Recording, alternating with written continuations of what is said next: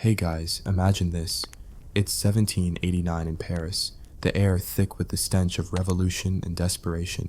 Women who once whispered secrets in silk boudoirs are now dodging guillotines and bread riots, trading their bodies not for luxury, but for a crust of stale baguette. Welcome to the dark, twisted underbelly of the French Revolution, where liberty, equality, and fraternity meant something entirely different if you were a prostitute caught in the chaos. Buckle up, because this isn't your glossy history lesson. It's the gritty, absurd nightmare that history books gloss over. Before you get comfortable, please hit like and subscribe, but only if you truly enjoy what I do. Drop a comment telling me where you're tuning in from and what time it is for you. It's always fascinating to see who's joining us from around the world. Now, dim the lights, maybe turn on a fan for that soft background hum, and let's dive together into today's journey. The French Revolution. That glorious explosion of Enlightenment ideals, where heads rolled like autumn leaves and the masses screamed for justice. But let's peel back the romantic veneer, shall we? Beneath the storming of the Bastille and the lofty declarations of human rights lurked a shadowy world of survival, where women sold their dignity for a meal, and the so-called liberators often became the new oppressors. Picture this: Paris in the late 18th century, a city bubbling like a pot of overcooked stew, ready to spill over with rage, hunger, and hypocrisy. The prostitutes, let's call them what they were. The courtesans, the streetwalkers, the desperate souls navigating the storm, were the unsung anti-heroes of this farce. They weren't just footnotes in history, they were the grease that kept the wheels of society turning, even as those wheels crushed them underfoot. Let's start at the beginning, before the guillotine became the hottest ticket in town. In the Ancien Regime, under the powdered wigs and extravagant excesses of Louis XVI and his infamous Marie Antoinette, prostitution was as structured as a Versailles garden. There were hierarchies, my friends. Think of it as a twisted social ladder. At the top, the elite courtesans, those glamorous mistresses to nobles and kings, living in opulent apartments draped in jewels that could fund a small army.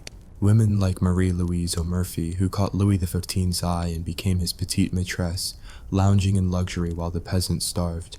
Ironic, isn't it? These women wielded power through their bedrooms, influencing politics with a whisper or a well-timed sigh. But the absurdity. While the queen played shepherdess in her fake farm at Petit Trianon, real women were herding clients just to eat.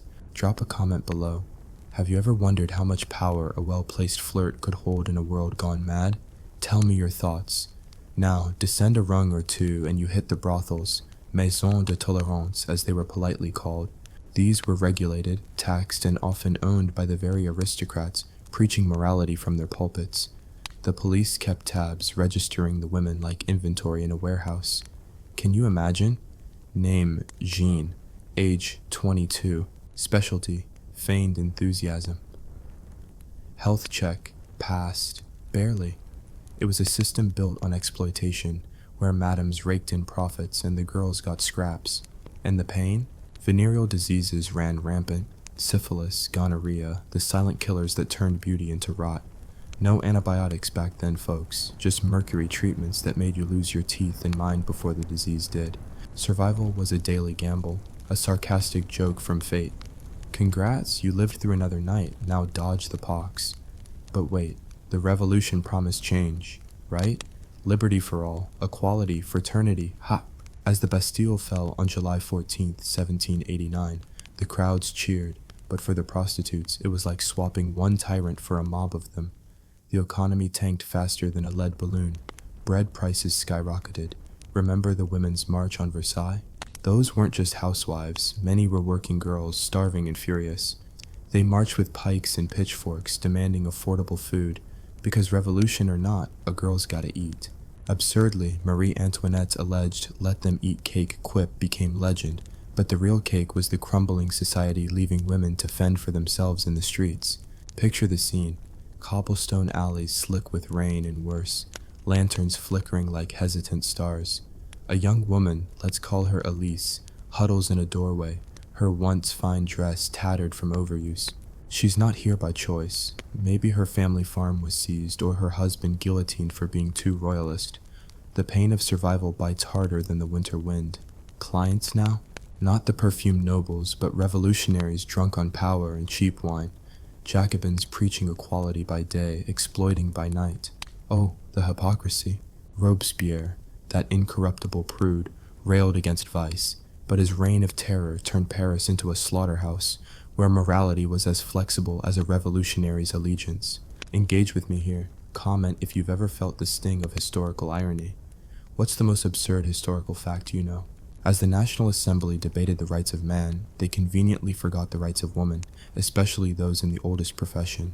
Olympe de Gouges tried, bless her fiery soul, with her Declaration of the Rights of Woman and the Female Citizen in 1791. She argued for equality, divorce rights, and an end to the double standards that branded women as immoral, while men got a free pass. But what did the revolutionaries do? They guillotined her in 1793 for being too outspoken. Talk about cutting off the messenger. Meanwhile, prostitutes were rounded up, accused of spreading counter-revolutionary ideas, or worse, diseases that could weaken the army. Absurd, right? As if the real plague wasn't the famine and fear gripping the city. Let's zoom in on the street level, where the real horror unfolded. The Palais Royal, once a hub of aristocratic debauchery, became a revolutionary hotspot. Arcades filled with cafes, gambling dens, and yes, prostitutes hawking their wares amid political pamphlets and plots. It was a carnival of chaos, spies lurking, assignats, that worthless revolutionary currency, changing hands, and women like Théroigne de Méricourt, who started as a courtesan and became a revolutionary firebrand, leading marches in Amazonian attire. But even she couldn't escape the madness. Attacked by rivals, she ended up in an asylum, raving till her death. The pain? It's in the betrayal. Revolution promised freedom, but delivered chains of a different sort. Oh, and the sartorial absurdity. During the revolution, fashion became a political statement. Prostitutes adopted the tricolor cockades, pinning red, white, and blue to their bosoms as if to say, "I'm patriotic, now pay up." But woe to those caught in Ancien Regime silks. That could land you in prison as a suspected aristocrat. Survival meant blending in, adopting the sans-culotte style. Simple dresses, no frills, just raw desperation. And the clients? Soldiers on leave, sans-culotte enforcers, even the occasional Jacobin needing to unwind after a day of denouncing enemies. Ironic, isn't it? The same men who stormed the Tuileries were now storming brothels, paying with blood-stained coins. Pause for a moment, drop a comment. If you were in revolutionary Paris, how would you survive? Street smarts or sheer luck? Delving deeper into the nightmare, let's talk about the Directory period, post-terror, when things got even weirder. By 1795, after Robespierre's head rolled, France was in economic freefall. Hyperinflation made money worthless. A loaf of bread cost a fortune. Prostitutes adapted, or perished. Enter the merveilleuses, those fabulous Directory divas in sheer muslin gowns, nipples peeking like revolutionary Easter eggs. They danced at balls with incroyables, foppish men in exaggerated collars, mocking the terror's austerity. But behind the glamour, many were former prostitutes elevated by wealthy lovers, surviving through charm and cunning. The pain lingered, widows of guillotined husbands turning tricks to feed orphans, girls from the provinces flooding Paris, only to find starvation or the streets. And the brothels? They boomed under the Directory, unregulated now that the monarchy's controls were gone. Madams like Madame Teresa Cabarrus, who married a revolutionary and hosted salons where politics and pleasure mixed like a toxic cocktail. She survived the terror by sheer wit, but many didn't. Venereal hospitals overflowed. The Hôpital des Vénériens became a grim warehouse of suffering, where women were treated like lab rats, dosed with arsenic and isolation.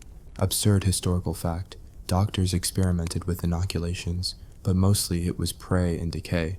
Survival was a bitter joke. Live through the pox only to face the next riot. Let's humanize this with a fictional yet oh-so-real tale.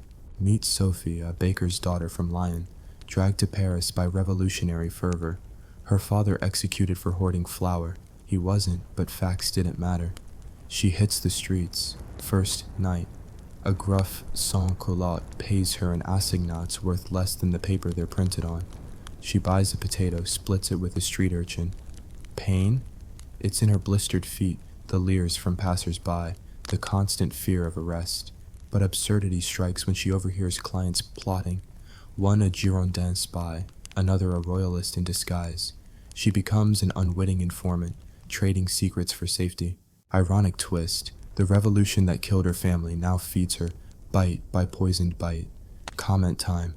What's your take on survival in chaos? Share a story or thought below. As we wade through this historical swamp, consider the role of the church, or its absence. Pre-revolution, the Catholic Church condemned prostitution, but often turned a blind eye, running Magdalene asylums where fallen women were reformed through labor and prayer. Come the revolution, churches were looted, priests guillotined, and the cult of reason took over, with goddesses of liberty paraded like pagan idols. Prostitutes? They adapted, some posing as patriotic muses, others joining anti-clerical mobs. But the pain of lost faith hit hard. No confession to absolve the sins forced upon them, no alms for the desperate. Absurdly, the revolutionary calendar renamed months after weather and crops, but for these women, every day was Thermidor, hot with danger. The foreign angle adds spice. With wars raging, France versus Europe, soldiers brought back tales and diseases from Italy, Egypt. Camp followers, those mobile prostitutes trailing armies, faced battlefield horrors. Raped, robbed, riddled with typhus, yet they persisted, mending uniforms by day, bodies by night. Survival's sarcasm. Thanks for liberating us, Napoleon. Now liberate my empty stomach. Bonaparte himself, before his emperor days, frequented such company, his Corsican accent charming the Parisian demi-monde. Let's not forget the literary lens. Writers like Restif de la Bretonne chronicled the underworld in Les Nuits de Paris, painting prostitutes as tragic figures amid the absurd. His tales drip with irony. A girl sells her virtue for a meal, only to starve anyway. Or Sade, that deviant marquis imprisoned during the revolution, penning justifications for vice while the real world outdid his fantasies and cruelty.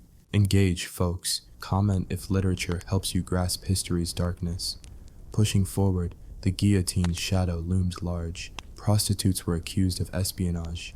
She's sleeping with Austrians, and carted off to the scaffold. Crowds jeered as heads fell, a macabre entertainment. Pain? Imagine the final walk, the jeers echoing like thunder. But absurdity. Some women flirted with executioners, buying a moment's mercy. One legend tells of a courtesan bearing her breast, distracting the blade man long enough for a pardon. Probably apocryphal, but oh, the historical flair. By 1793, the Committee of Public Safety cracked down. Brothels raided, women imprisoned in La Force or Salpêtrière, hellholes of overcrowding and abuse. Survival meant alliances, befriend a guard, smuggle messages, endure. Ironic, the revolution's virtue campaigns made vice underground, more dangerous. Prices dropped with desperation. A quick encounter for a sou, risking everything. Story interlude. Enter Marguerite, a former noble's mistress, now street-bound. Her lover's head in a basket, she pawns jewels for bread. One night, a client, a Montagnard deputy, recognizes her, offers protection for favors. She accepts, hating every second. Pain of betrayal bites deep, but absurdity peaks when he falls to rivals, leaving her exposed. She flees to the provinces, only to find rural revolution equally brutal. Peasants burning chateaus, women accused of witchcraft for old sins. Comment: how does power corrupt in your view? Let's discuss. The economic angle can't be ignored. With the assignat crashing, 100 livres buying what one did pre-revolution, prostitutes bartered, food, cloth, information, some hoarded gold from foreign clients, surviving hyperinflation's joke. Others joined black markets, trading bodies for basics. Absurd, revolutionary ideals of equality, yet the rich still bought pleasure, the poor sold it. Health horrors amplified. Without regulation, diseases spread like wildfire. Doctors like Philippe Pinel reformed asylums, but for venereals? Crude cures, isolation, pain, women locked away, forgotten, dying slowly. Yet some rebelled, riots in hospitals, demands for rights, ironic echo of the Bastille. As part 1 winds down, wait, we're just scratching the surface. Remember, this is the setup for deeper dives. The revolution's dark truth for prostitutes was a microcosm of the era's absurdity. Promises of freedom delivering chains, equality breeding exploitation, fraternity fracturing into factions. Survival was the ultimate sarcasm, live through hell only to laugh bitterly at the hypocrisy. Stay tuned for part 2, where we explore the terror's peak and its bloody impact. But first, smash that like if you're hooked, subscribe for more historical nightmares, and comment your location and time. Let's build this community. What's one thing from this part that shocked you? Tell me below. Alright folks, welcome back to our grim descent into the underbelly of the French Revolution, where the guillotine's blade wasn't the only thing cutting deep. Picture Paris in 1793, the reign of terror in full, bloody swing, heads rolling, ideals crumbling, and prostitutes dodging death while still trying to scrape together enough for a moldy crust of bread. If you thought part 1 was a wild ride, brace yourselves, because the absurdity ramps up, the pain bites harder, and the irony? Oh, it's sharper than a sans-culottes bayonet. Let's dive into part 2 of this dark, sarcastic saga of survival in a world gone absolutely mad. The year is 1793, and Paris is a pressure cooker of paranoia. Robespierre and his Committee of Public Safety have turned the revolution into a slaughterhouse where anyone could be an enemy of the people, especially if you're a woman selling your body to survive. The prostitutes of Paris, from the Palais Royal's arcades to the dank alleys of the Faubourg Saint-Antoine, are caught in a Kafkaesque nightmare. One day, you're bargaining with a drunk Jacobin for a handful of assignats. The next, you're hauled before a tribunal, accused of being a royalist spy because you smiled at a client with a posh accent. Absurd? You bet. The revolution promised liberty, but for these women, it delivered a leash, tied to hunger, fear, and the ever-looming scaffold. Let's paint the scene. The city reeks of sweat, smoke, and revolution. Crowds gather at Place de la Révolution, cheering as the guillotine claims another victim. Meanwhile, in the shadows, women like our fictional heroine, Elise, from part 1, are navigating a tighter noose. Elise, remember her? She's still in that tattered doorway, but now the stakes are higher. The terror has made clients scarce. Nobles are either dead or in hiding, and even the revolutionaries are too busy denouncing each other to spend much time in the brothels. But when they do show up, they're worse than before, emboldened by power, drunk on the bloodlust of the times, demanding more for less. Elise trades a night for a half-rotten cabbage, knowing it's either that or starvation. The pain? It's in her empty stomach, her bruised pride, the constant dread of a knock at the door signaling arrest. Drop a comment. What's the toughest choice you've ever made to get by? Share it below and let's see how it stacks up to Elise's world. The reign of terror turned prostitutes into scapegoats. The committee obsessed with virtue saw vice as a counter-revolutionary plague. Brothels were raided with puritanical zeal. Imagine burly sans-culottes storming a maison, dragging women to prisons like La Force or the Conciergerie, where they'd rot alongside aristocrats and priests. The irony is delicious. These same revolutionaries, preaching equality, often visited these women by night, only to condemn them by day. Hypocrisy was the real currency of the terror, worth more than the plummeting assignat. A prostitute could be arrested for corrupting public morals, while her clients sat on tribunals, judging her with straight faces. Survival meant playing the game, flatter the right official, slip a bribe, or whisper a secret about a rival faction. Let's zoom in on the absurdity of the tribunals. Picture a dimly lit room, a table of grim-faced Jacobins, and a trembling woman, let's call her Marie, facing charges of aiding the enemy. Her crime? She slept with a man who turned out to be a Girondin fugitive. Never mind that she didn't know his politics, she needed the coin to feed her kid. The prosecutor, maybe Danton himself, thunders about virtue while conveniently forgetting his own nocturnal escapades. Marie's defense? A desperate plea. I'm no traitor, just trying to live. The crowd jeers, the judge sneers, and off she goes to the tumbril, her fate sealed by a system that needed scapegoats more than justice. Painful, beyond words, absurd, like a twisted comedy where the punchline is a blade. Engage with me. Ever been judged unfairly? Drop your story in the comments. Let's connect over life's absurd injustices. Now, let's talk economics, because the terror didn't just kill people, it murdered wallets too. The assignat, that flimsy revolutionary currency, was worth less than the paper it was printed on by mid-1793. A loaf of bread could cost 50 livres if you could find one. Prostitutes, already on the margins, were hit hardest. Bartering became the norm, sex for food, clothes, or even a night's shelter. Imagine the humiliation. A woman, once a courtesan to counts, now trading her body for a sack of turnips. Some turned to the black market, dealing in smuggled goods or stolen aristocrat loot. Others joined the revolutionary mobs, not out of ideology, but necessity. Rioting for bread was as much a job as working the streets. The irony? The revolution's equality meant everyone was equally screwed, but women like these bore the brunt. Health was another grim joke. Venereal diseases, the silent epidemic of the 18th century, didn't pause for the revolution. Without proper medical care, syphilis and gonorrhea ravaged bodies. The Hôpital des Vénériens was less a hospital and more a purgatory. Overcrowded, underfunded, staffed by doctors experimenting with toxic cures like mercury and arsenic. Pain was literal, sores, blindness, madness. Yet prostitutes kept working because stopping meant starving.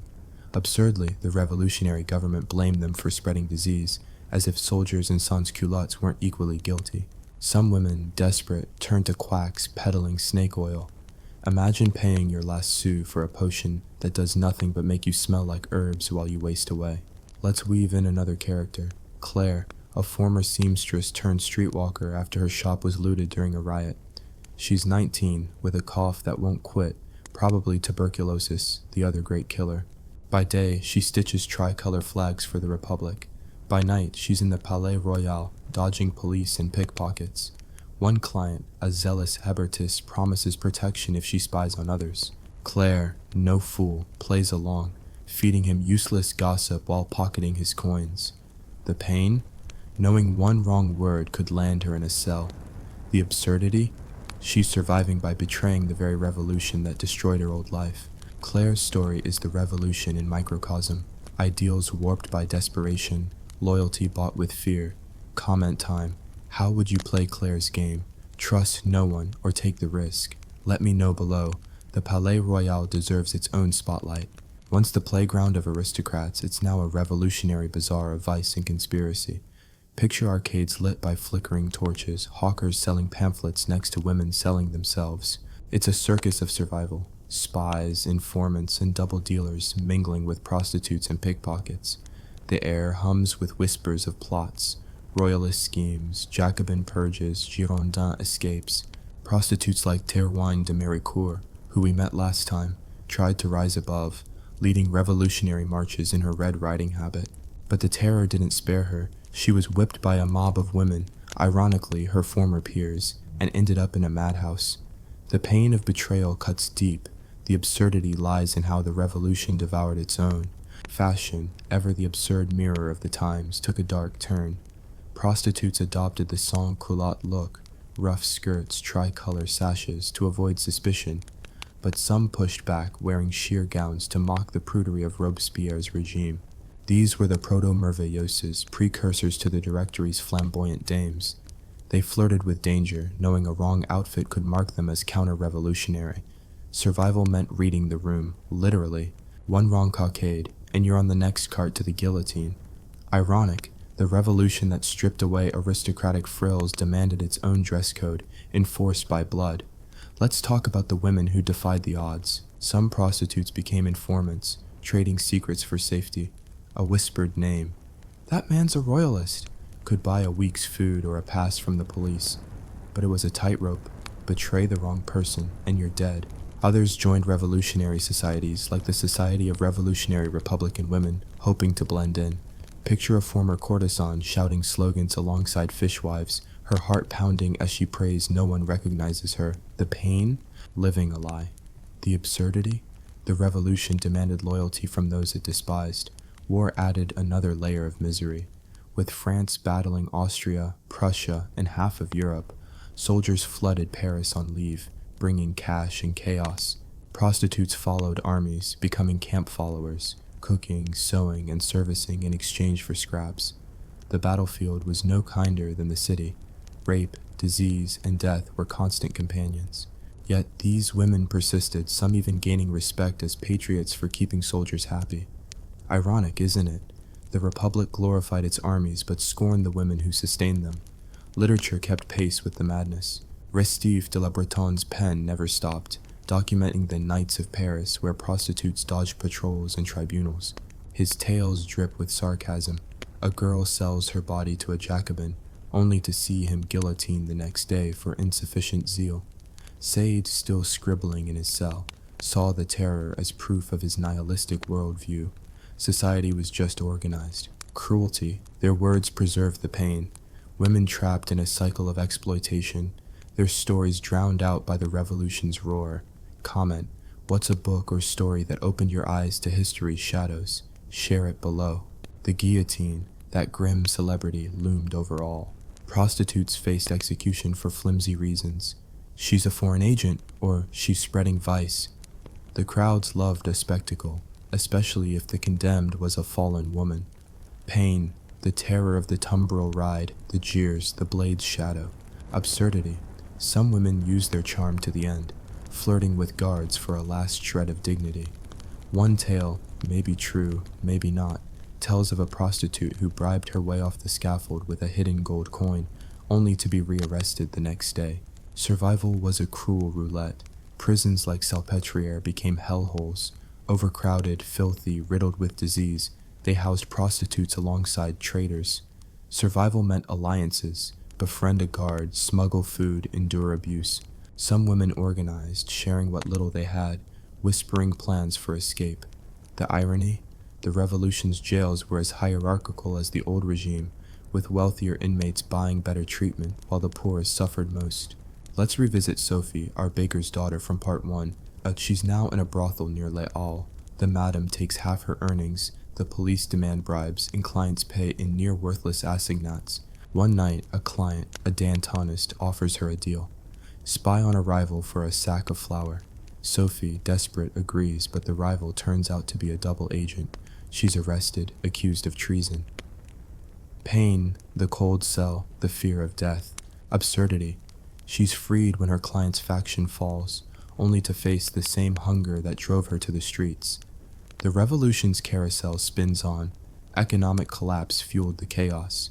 By 1793, inflation was so bad that a prostitute might earn 100 livres for a night and still not afford a meal.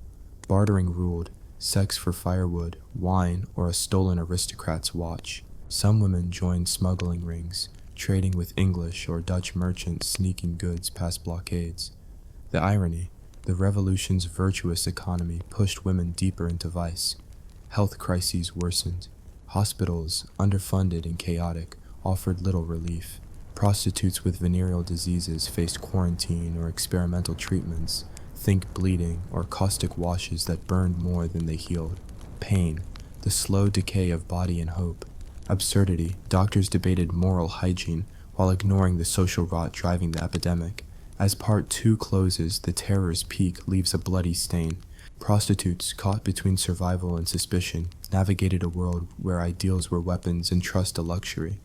The revolution's promise of liberty was a cruel jest, freedom for some, chains for others. Stay tuned for part 3, where we explore the fall of Robespierre and the chaotic directory that followed. Hit like if you're gripped, subscribe for more, and comment. What's one thing from this part that hit you hard? Drop your location and time too. Let's keep this global convo going. Welcome back, you brave souls, to part 3 of our plunge into the grim, absurd, and painfully ironic world of prostitutes during the French Revolution. It's 1794, and the reign of terror is gasping its last bloody breaths, but don't get your hopes up. Things don't exactly get rosy. The guillotine's still humming, the economy's a dumpster fire, and for the women of the streets, survival is still a sick joke written by a sadistic history. Robespierre is about to meet his own blade, and the directory's waiting in the wings with its own brand of chaos. So, grab a seat, preferably not near a scaffold, and let's wade into the next chapter of this dark, sarcastic saga, where liberty's a lie, equality's a punchline, and fraternity?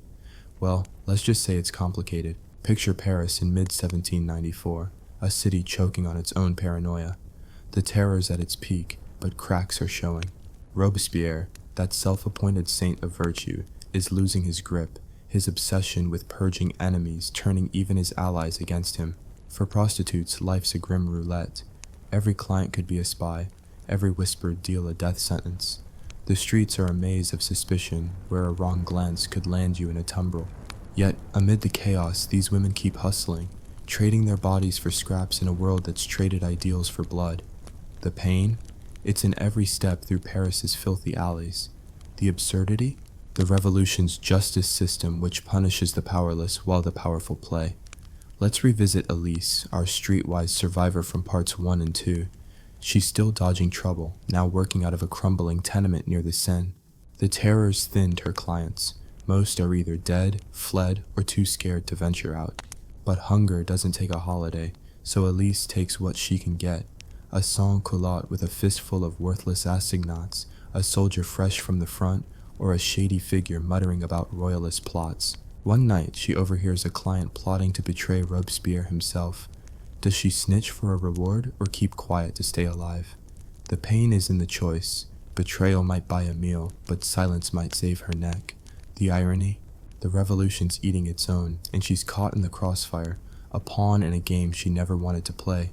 Drop a comment. Ever had to make a choice where both options sucked? Share your story below, and let's see how it compares to Elise's tightrope walk. The fall of Robespierre in July 1794. Thermidor, in the Revolution's fancy new calendar, changes everything and nothing. The incorruptible's head rolls, and Paris exhales, thinking the worst is over. Spoiler, it's not. The Thermidorian reaction sweeps in, dismantling the Committee of Public Safety's reign of fear. But for prostitutes, it's just a new flavor of misery.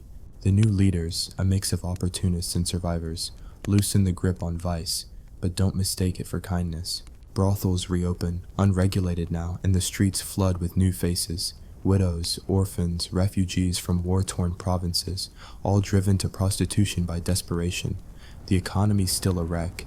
Assignats are confetti and bread's a luxury. Survival means adapting to a new chaos, where the rules are looser but the stakes just as deadly. Enter the Directory, that messy transitional government of 1795 to 1799, where corruption wears a gaudy mask. The guillotine slows, but the social order's a shambles. Paris becomes a playground for the nouveau riche, speculators, war profiteers, and politicians who survive the terror, by sheer luck or cunning. Prostitutes find new opportunities, but at a cost. The merveilleuses, those flamboyant women in sheer, nipple-bearing gowns, strut through balls and salons, often former streetwalkers who've clawed their way up by snagging a wealthy lover. Think Teresa Cabarrus, now Madame Tallien, who went from courtesan to revolutionary queen bee, hosting parties where deals were struck over champagne and seduction. The pain? Knowing one misstep could send you back to the gutter. The absurdity? These women, once vilified, now set the fashion trends for a society pretending the bloodbath never happened.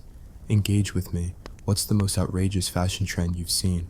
Drop it in the comments, and let's talk about how it stacks up to the Directory's sheer insanity. The Directory's Paris is a study in contrasts. By day, the city's a mess. Empty markets, starving children, veterans begging on corners. By night, it's a carnival of excess. The Palais Royal, that old den of vice, is reborn as a glittering bazaar. Cafes overflow with music, gambling dens hum with risk, and prostitutes work the arcades, now dressed in muslin and mischief.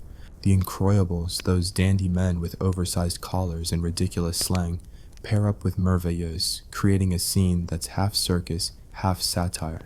But behind the glamour, the pain festers. Many of these women are one bad night away from destitution.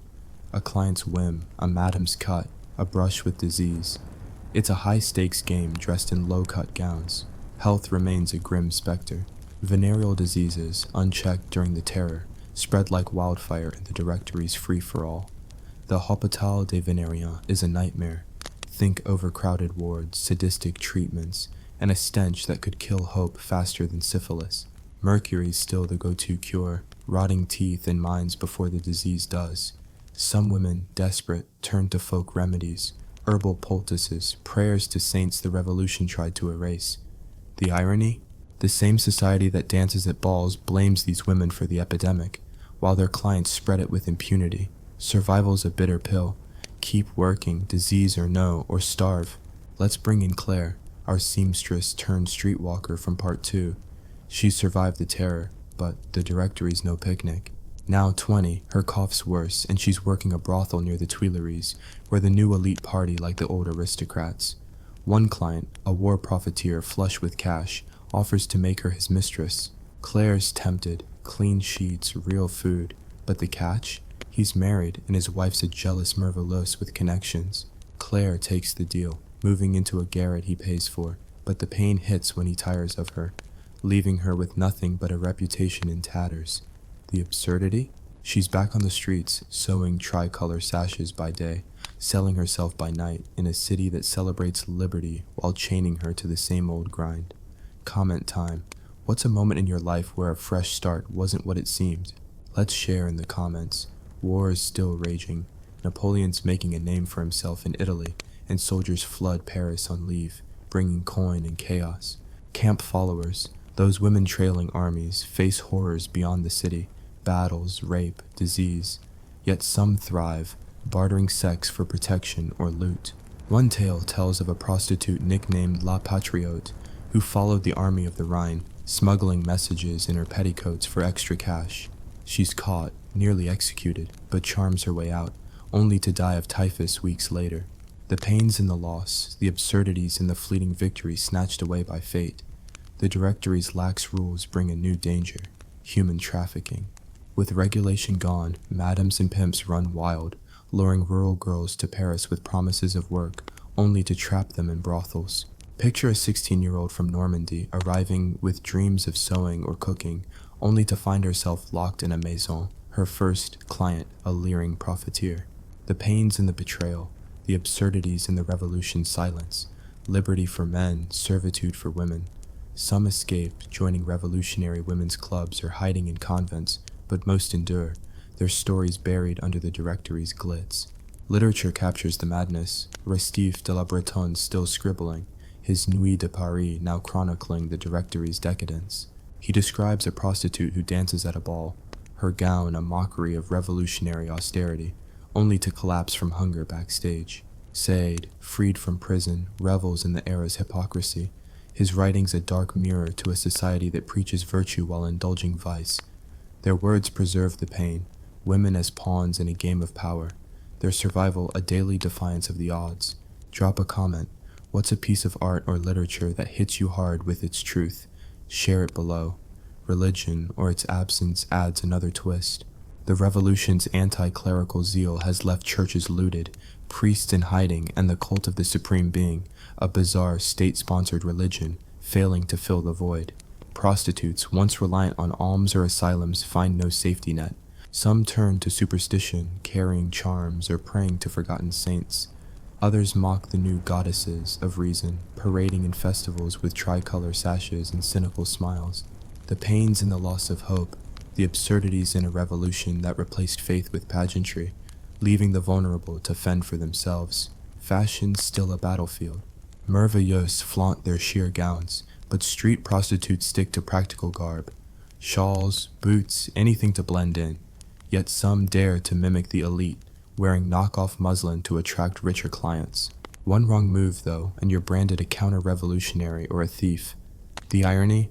The revolution's egalitarian dress code just created a new hierarchy where the poor imitate the rich to survive.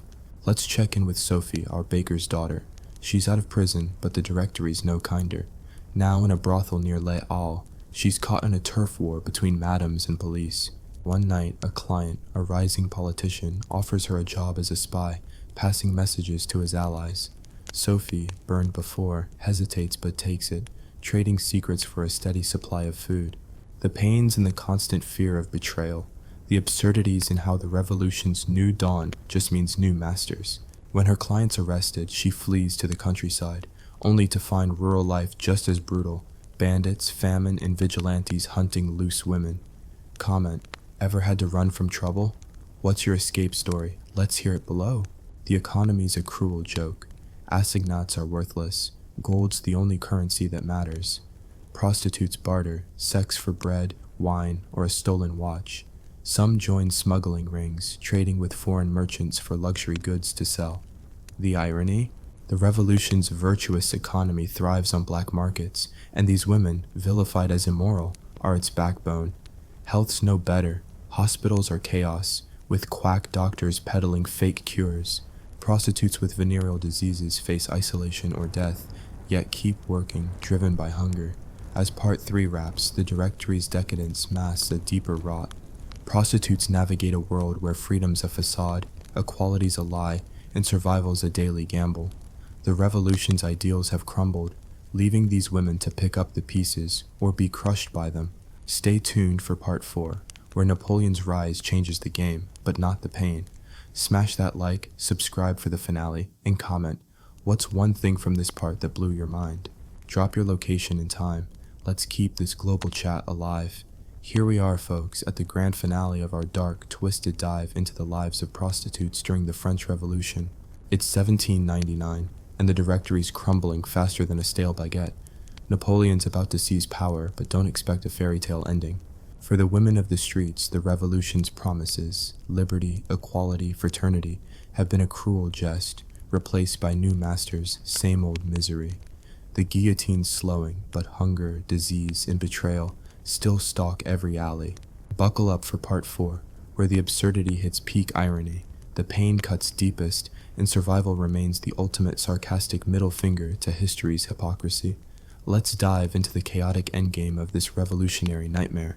Paris in 1799 is a city of contradictions, a glittering mess draped in the Directory's fading glamour.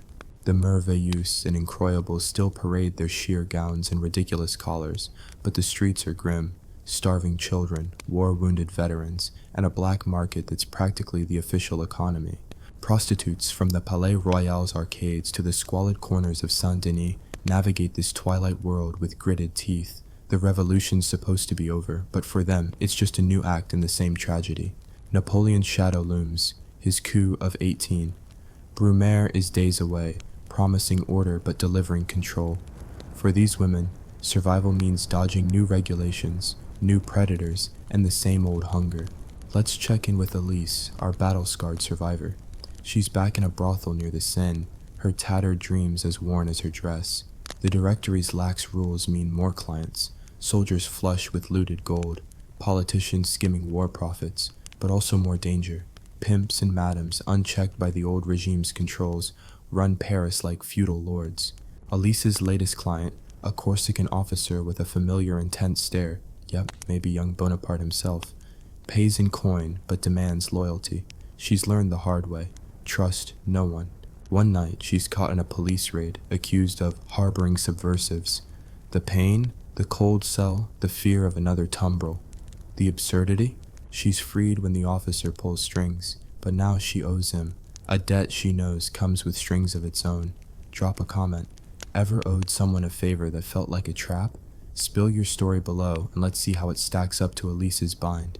Napoleon's rise changes the game. His coup in November 1799 installs the consulate, and with it, a new obsession with order. Prostitution, that eternal thorn in society's side, faces renewed scrutiny. The consulate reintroduces regulation. Brothels must register, women must carry health cards, and police patrols tighten. Sounds civilized, right? Wrong.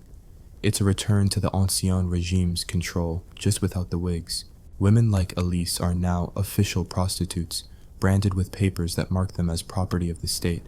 The irony, the revolution's freedom has looped back to bureaucracy, with women once again inventoried like cattle.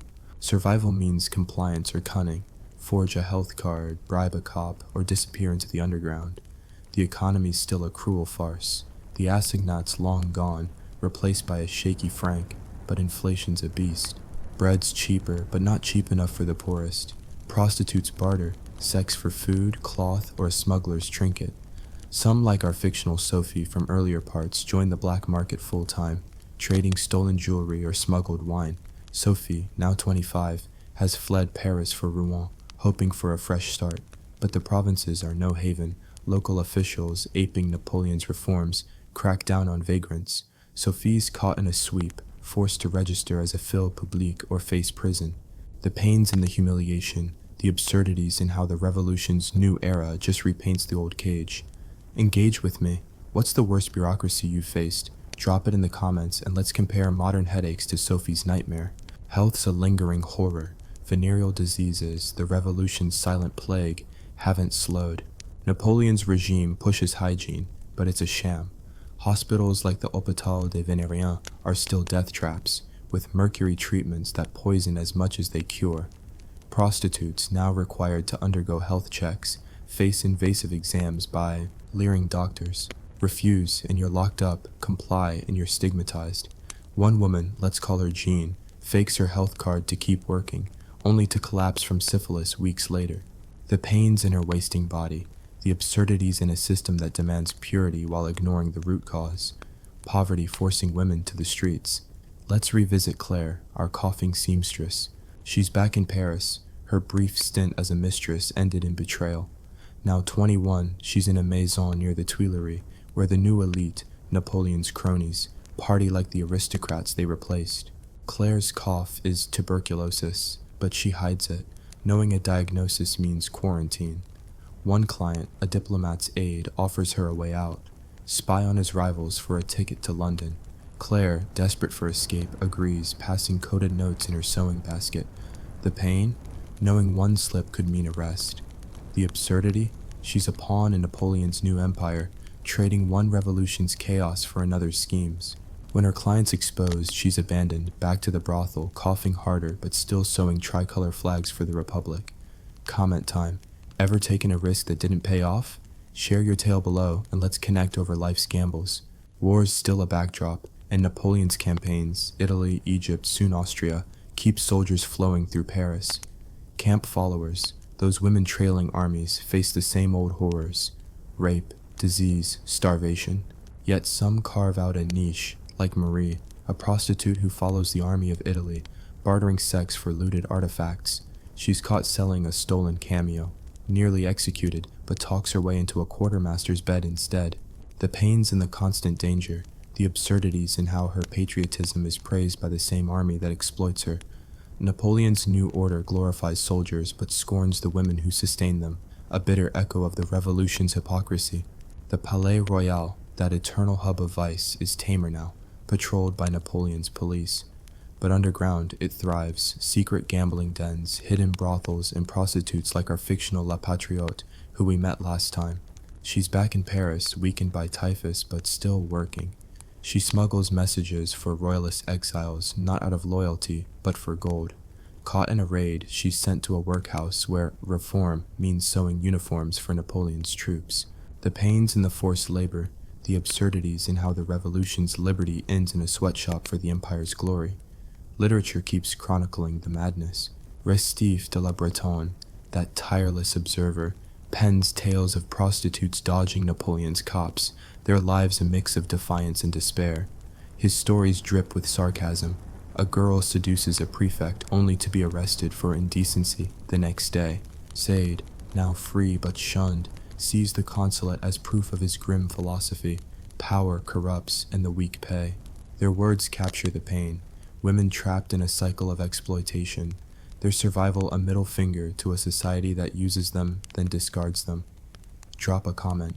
What's a story or book that exposes society's dark side? Share it below and let's dig into the truth. Religion's a ghost in Napoleon's Paris. The Concordat of 1801 will soon restore the church, but for now, it's a void. Prostitutes, cut off from alms or asylums, turn to superstition. Amulets, whispered prayers to saints the revolution tried to erase. Some join festivals for Napoleon's victories, wearing tricolor sashes with cynical smirks. The pains and the loss of hope, the absurdities in a regime that swaps revolutionary gods for imperial ones, leaving the vulnerable to rot. Fashion reflects the shift. Merveilleuse fade as Napoleon's taste leans classical. Think Grecian gowns, less sheer, more virtuous. Street prostitutes adapt, wearing simple shawls to avoid police attention, but some mimic the elite style, risking arrest for a shot at richer clients. The irony? The revolution's egalitarian fashion just births a new hierarchy, where clothes mark your place in the pecking order. Human trafficking festers. When authorities reintroduced strict oversight, brothels began operating in plain sight, often with official indifference. Escape means risking the streets or prison. The pains in the betrayal, the absurdities in how Napoleon's order codifies exploitation under a veneer of law. Let's wrap with Sophie, our baker's daughter. In Rouen, she's registered as a prostitute, her dreams of escape crushed. One night, a client, a merchant with ties to Napoleon's court, offers her a job as a maid in his Paris household.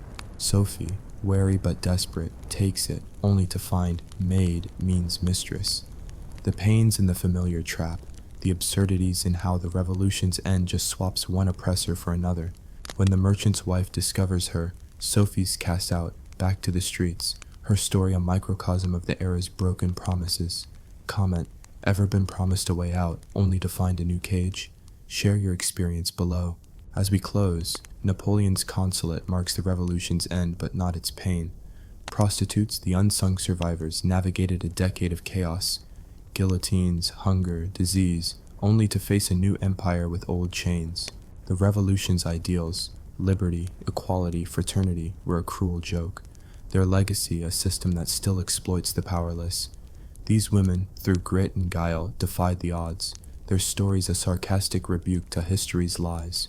That's the end of our saga, folks. Smash that like if you've been hooked, subscribe for more historical deep dives, and comment, what's one thing from this series that'll stick with you? Drop your location and time. Let's see who's been with us on this wild ride. Stay curious, and I'll see you in the next dark corner of history. Drop your location and time.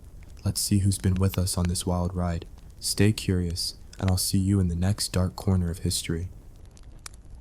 Imagine this. You're lounging on your comfy couch, scrolling through your feed, when bam, DNA evidence drops like a thunderbolt from Odin himself, shattering everything you thought you knew about those horn-helmeted marauders we call Vikings. Forget the blonde-haired, blue-eyed, purebred Scandinavians of your history books. Turns out, these guys were a genetic cocktail party, mixing it up with folks from all over Europe and beyond. Shocking, right? Stick around, because we're diving into the chaotic, blood-soaked absurdity of Viking history, where survival was a daily joke played by the gods and pure was about as real as a peaceful raid. If this hooks you, smash that like button and drop a comment. What's the wildest historical twist you've heard? Let's get into it. Ah, the Vikings, those seafaring psychopaths who turned Europe into their personal plunder playground from roughly the 8th to the 11th century. But hold on to your meat horns, folks, because modern DNA is spilling the beans, and it's not the neat little Scandinavian saga you expected. Picture this, a bunch of archaeologists and geneticists, armed with fancy lab coats and even fancier sequencers, dig up some old bones from Viking graves across Scandinavia, the British Isles, and even as far as Russia. They swab, they analyze, they publish papers that make history nerds like me lose sleep. And what do they find? The Vikings weren't some isolated tribe of pure Nordic stock. Oh no, they were a melting pot of genes from the British Isles, Southern Europe, and even hints of Eastern influences. It's like discovering your family's ancient noble lineage traces back to a mix of pirates, peasants, and the occasional wandering minstrel. Ironic, isn't it? All that talk of Viking purity, and here they are, as mixed as a bartender's special on a stormy night. Let's rewind to the so-called Viking Age, kicking off around 793 AD with that infamous raid on Lindisfarne Monastery in England.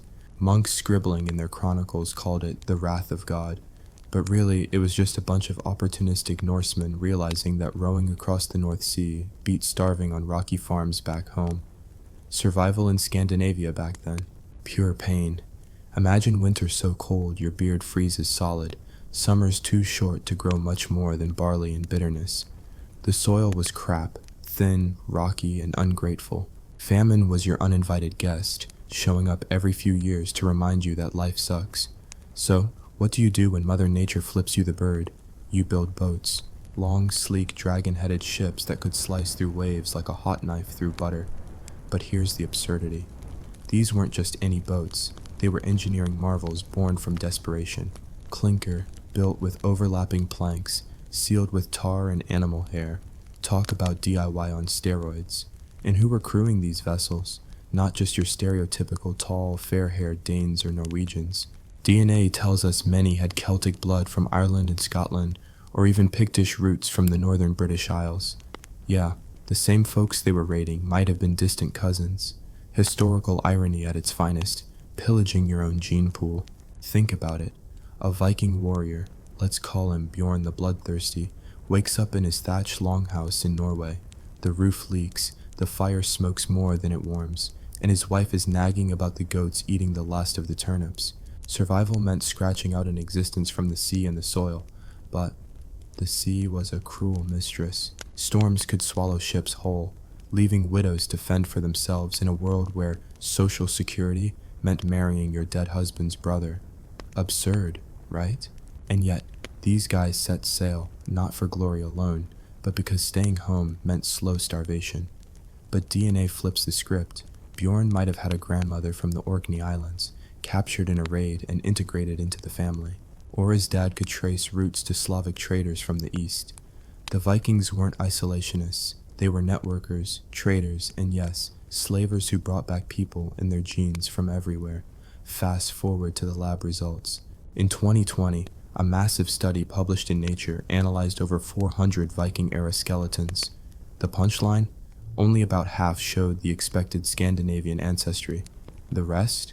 A genetic jamboree including Irish, Scottish, and even Southern European markers. One skeleton from a mass grave in Oxford, England, likely victims of the St. Brice's Day massacre in 1002, turned out to have more in common with modern Poles than Swedes. Poles in Viking England. It's like finding out your Viking cosplay at the Renaissance Fair is more accurate if you add a dash of pierogi. The absurdity piles on. These pure Vikings were burying their dead with artifacts from Byzantium, wearing silks from the Middle East, and sporting amulets that screamed cultural fusion. Survival demanded adaptation, and boy, did they adapt, by absorbing everyone they encountered. Now, let's paint a vivid picture of a typical Viking raid, laced with that bitter sarcasm of history's underbelly. It's 865 AD, and the Great Heathen Army lands in East Anglia, England, led by legends like Ivar the Boneless, who, fun fact, might have had brittle bone disease, making his conquests even more absurdly impressive. These guys weren't just warriors, they were survivors who'd braved the North Atlantic's fury. But DNA suggests this army was a motley crew, Scandinavians mixed with locals who joined for the loot or to escape their own crappy lives. Imagine the pain, crossing stormy seas in open boats, waves crashing over you, salt water stinging wounds from the last skirmish. You land soaked and shivering, only to charge into battle against Anglo-Saxon farmers armed with pitchforks and prayers. Victory? You get gold, slaves, and land, if you don't die from an infected arrow wound first. The historical nightmare.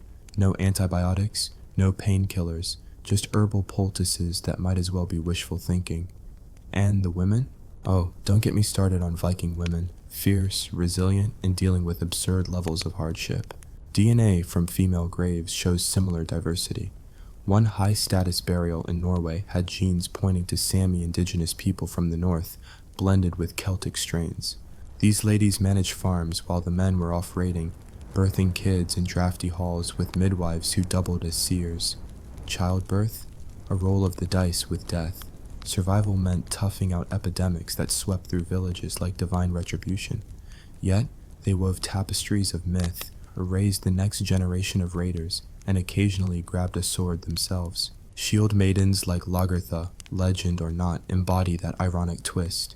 In a man's world of violence, women were the backbone, enduring the pain so the saga could continue. But let's not romanticize. The Viking world was a carnival of cruelty. Slavery, or thralldom, was rampant. DNA evidence from graves shows thralls buried without honors, their bones telling tales of malnutrition and hard labor.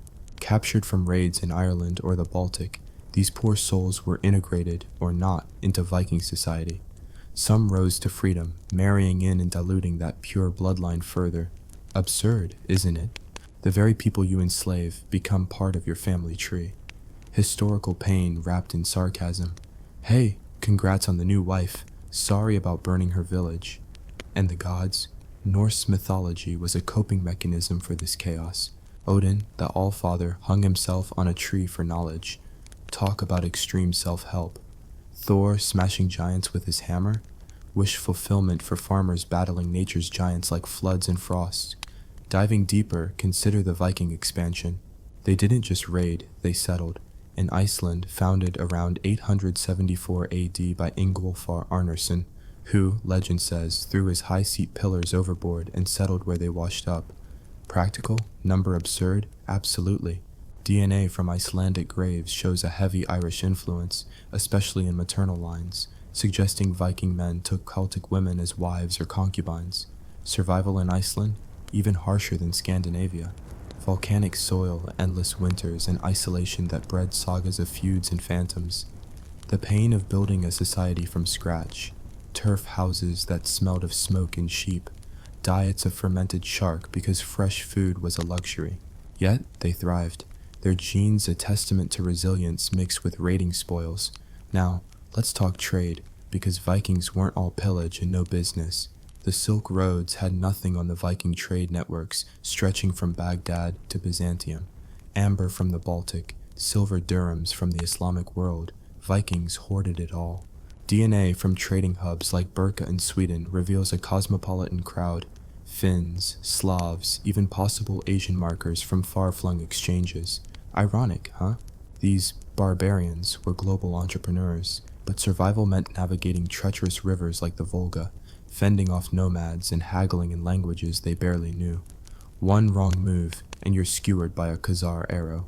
The absurdity, amassing wealth only to bury it in hordes as if saying, "Take that, future archaeologists, figure this out." And the battles? Glorified in sagas, but reality was a gore fest. Take the Battle of Stamford Bridge in 1066, where Harold Hardrada, a Viking king with Byzantine mercenary creds, faced Harold Godwinson. DNA from Viking warriors shows scars of a lifetime. Broken bones healed wrong, arthritis from constant rowing. Pain was currency. You endured or died. Harold's forces, exhausted from marching, got ambushed. Legend has a berserker holding the bridge alone, absurd heroism in the face of inevitable doom. They lost, and weeks later, the Normans, Viking descendants themselves, conquered at Hastings. Twist: William the Conqueror had Viking blood via Rollo in Normandy. So Vikings conquering Vikings' conquests. History's sarcastic loop. But back to the DNA bombshell. Skeletons from Estonia show Viking traders with local Baltic genes, while in Scotland, Orkney burials mix Norse and Pictish. It's like the Vikings were history's original globalists, spreading genes like a viral meme. The pain of migration, leaving home, risking everything for a shot at better land. In Greenland, settled around 985 by Eric the Red, banished for murder naturally. They faced extinction from climate change. Little ice age hit, crops failed, and poof, colony gone by 1450. Survival's cruel joke. Thrive for centuries, then vanish, leaving bones for us to puzzle over. Engage with me here. Drop a comment.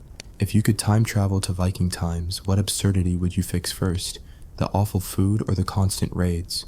Keep watching for part 2, where we dive into more genetic twists and the hilarious horrors of daily life. As we peel back layers, consider the cultural mashup. Viking art? Knotwork borrowed from Celts, runes evolved from earlier scripts. Even their myths echo Indo-European roots shared with Greeks and Indians. DNA confirms no purity, just adaptation. In Russia, the Rus, Viking founders of Kievan Rus, blended with Slavs so thoroughly that modern Russians carry that legacy.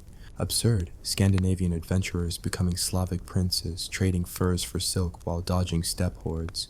Survival meant alliances, marriages, and sometimes converting to Christianity. Like Harold Bluetooth in 960s Denmark, who erected the gelling stones to brag about it. Ironic, pagan raiders turning pious to consolidate power. The pain of religious shift, old gods abandoned, Yggdrasil uprooted for the cross. But DNA shows continuity, genes flowing unbroken despite cultural flips. In England, Danelaw regions still show higher Scandinavian ancestry today, but mixed with Anglo-Saxon. York's Viking layers, Jorvik, a bustling town of 10,000, stinking of fish and forges. Excavations reveal diverse burials, warriors with Arab coins, women with Frankish brooches. Historical nightmare, urban life without sanitation, diseases rampant, yet innovation thrived. They invented combs from antler, hygiene in hell. Let's zoom in on a fictional but DNA-inspired Viking life. Meet Astrid, a woman in 9th century Sweden. Her DNA? Part Norse, part Scottish from a raid-gone marriage. She weaves wool dyed with imported matter, tends to kids while her husband sails to Constantinople. Pain, birthing alone, fearing trolls or real wolves. Absurdity, believing in elves while facing famine. She survives raids, trades at markets with Finns and Sami. Her genes a bridge between worlds. Or take Olaf, a raider in Ireland. His crew, Danes, Norwegians, a few Irish turncoats. DNA mix visible in their features. Red hair from Celts, dark eyes from South. They sack monasteries, but some stay, founding Dublin. Survival sarcasm, from raider to ruler, but always one betrayal away from the grave. The genetic study highlights elite burials, one in Repton, England with a boar's tusk helmet, fancy but bones show violence. Another in Salma, Estonia, mass grave of warriors, genes from Sweden but weapons from Francia, absurd globalism and death. As part 1 wraps, remember, Vikings were survivors in an absurd world, their purity a myth busted by DNA. The pain, endless. The irony, they shaped Europe while being shaped by it. Comment below. What's your take on this genetic mix-up? Stay tuned for part 2, more raids, revelations, and ridiculousness. Buckle up, because we're diving back into the Viking vortex, where DNA keeps spilling secrets and history laughs in our faces. If you thought part 1 was a wild ride, brace yourself for more genetic plot twists, survival nightmares, and the kind of irony that makes you wonder if the Norse gods were just trolling us all along. Missed the first part? Go back and watch it, because this saga's only getting messier. Here's the hook. What if the Vikings' greatest legacy wasn't their raids or their sagas, but their knack for mixing genes like a medieval smoothie blender? Stick around for the absurdity, the pain, and the downright bizarre truths of Viking life. Drop a comment. What's the craziest thing you've learned about Vikings so far? Let's roll. We left off with our DNA bombshell. Vikings weren't the purebred Nordic warriors of legend, but a genetic mashup of Celts, Slavs, and even Southern Europeans. Picture the scene. It's the 9th century, and Europe's a chaotic buffet of cultures, with Vikings grabbing a bit of everything. Genes, goods, and grudges. Survival was a brutal game, and these guys played it like chess grandmasters who also happened to wield axes. But let's zoom in on the daily grind, because if you think modern life's tough, Viking existence was a cosmic level prank. Imagine waking up in a longhouse that smells like wet dog, smoked fish, and existential dread. Your bed, a pile of straw and furs probably crawling with lice. Breakfast? Porridge that tastes like regret, unless you're lucky enough to score some sour milk. The pain was relentless, cold seeping into your bones, hunger gnawing at your gut, and the constant threat of some rival clan deciding your farm looked better than theirs. Let's talk about the Viking homestead, where survival was a team sport and losing meant death. In Scandinavia, farms were small, clinging to rocky hillsides or boggy valleys. The soil laughed at your attempts to grow anything substantial. Barley if you were lucky, maybe some oats if the gods were feeling generous. But here's the kicker. DNA evidence shows these farmers weren't just locals. Skeletons from rural Norway reveal Irish and Scottish ancestry, meaning your average Norse farmer might have had a great-grandma from Dublin or the Hebrides. Ironic, right? You're toiling on a frozen plot, cursing Thor for the weather, while your bloodline screams Celtic. And the women? Absolute MVPs. While the men were off raiding or trading, women ran the show, spinning wool, brewing ale, and keeping the kids from becoming wolf snacks. One grave in Birka, Sweden, held a woman buried with a sword and scales, warrior and trader, a multitasking queen. Her DNA? A mix of local and Baltic genes, proving she was as global as her grave goods. Now, let's sail to the Viking diaspora, because these guys didn't just stay home and sulk.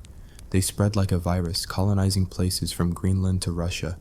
Take the settlement of Dublin, founded in the 840s as a Viking stronghold. DNA from burials there shows a wild blend. Scandinavian men marrying Irish women, creating a hybrid culture that gave us Viking Dubliners who drank mead but also spoke Gaelic. Survival in Dublin? A nightmare wrapped in opportunity. The city was a muddy, bustling port where you could trade furs for silver, but also get shanked in an alley over a bad deal. Disease was a constant companion. Dysentery didn't care if you were a jarl or a thrall. Yet, the absurdity, these settlers built a thriving trade hub, exporting Irish slaves and importing Frankish wine. History's dark humor. Profit from pain, rinse, repeat. Speaking of slaves, let's not sugarcoat the Viking economy. Thralls, enslaved people from raids across Europe, were the backbone of their society. DNA from thrall burials, often unmarked and skeletal, shows origins from Ireland to the Baltic. These were the unlucky souls who did the grunt work, mucking out stables, grinding grain, or worse, dying young from exhaustion. The irony?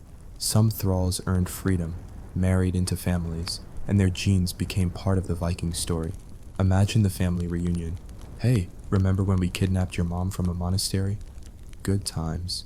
Survival meant navigating this brutal hierarchy, where your status could shift from captive to kin in a generation. Painful, absurd, and quintessentially Viking. Let's pivot to the sea, because nothing screams Viking more than their longships slicing through stormy waves. These boats were miracles of misery, light enough to row up rivers, sturdy enough to cross oceans, but zero comfort. Picture yourself crammed aboard with 30 sweaty warriors, no toilet, and waves tossing you like a salad. DNA from ship burials, like the famous Oseberg ship in Norway, hints at diverse crews. One skeleton, possibly a rower, had Eastern European markers, suggesting he wasn't born in Oslo, but maybe Kiev. The pain of rowing for days, blisters bleeding, only to land in a hostile land where you fight or die? Brutal. The absurdity? These guys did it willingly, chasing silver and status. One wrong storm and your fish food, your saga ending in a watery grave. Now, let's hit the battlefield, where Viking warfare was less glorious charge and more survive or be skewered. The great heathen army's rampage through England in the 860s wasn't just a Scandinavian invasion. DNA shows it included Anglo-Saxon, defectors and Celtic mercenaries. Imagine the chaos, a Viking warband, half of them related to the people they're fighting, hacking through villages. The Battle of Repton in 873 left a mass grave, bones showing signs of violence, malnutrition, and yes, mixed ancestry. One warrior had a boar's tusk amulet and genes from modern-day Poland. Ironic twist, he died fighting for a cause that wasn't even his by blood. Survival meant swinging an axe while dodging arrows, all for a chance at land or loot. The pain? Wounds festered, no medics, just a seer chanting over you as you bled out. Religion added another layer of absurdity. Early Vikings worshipped Odin and Thor, offering sacrifices, sometimes human, to appease gods who seemed to enjoy screwing them over. But by the 10th century, Christianity was creeping in, and DNA shows converts weren't just locals. A grave in Denmark held a man with Southern European genes, buried with a cross but also a Thor's hammer pendant. Talk about hedging your bets. The pain of conversion, abandoning ancestral gods for a new one, risking community backlash. The irony? Kings like Harold Bluetooth pushed Christianity to unify their realms, but their subjects kept sneaking off to worship Freya in the woods. Survival meant balancing faith and pragmatism, a tightrope walk over a pit of social exile. Let's zoom out to the Viking world map. In Russia, the Rus traded along the Volga, their DNA mixing with Slavic and Finnic peoples. By the 900s, they'd founded Kievan Rus, a proto-state blending Norse and local cultures. Absurd, Scandinavian pirates turning into princes, ruling over people they once raided. In Normandy, Rollo the Viking got a duchy from the Frankish king in 911. Basically, stop attacking us, and here's some land. His descendants, including William the Conqueror, carried Viking genes into England's crown. Survival meant adapting, assimilating, and occasionally selling out your old ways for a castle. The pain of Viking life wasn't just physical, it was psychological.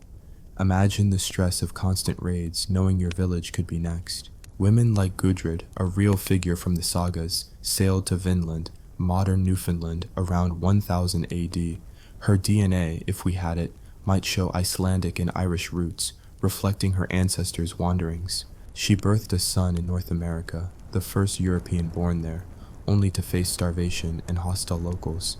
The absurdity, crossing an ocean for a new start, only to pack up and leave because the grapes weren't worth the fight. Survival meant enduring, even when hope was a cruel joke. Trade kept the Viking world spinning, and it was gloriously messy.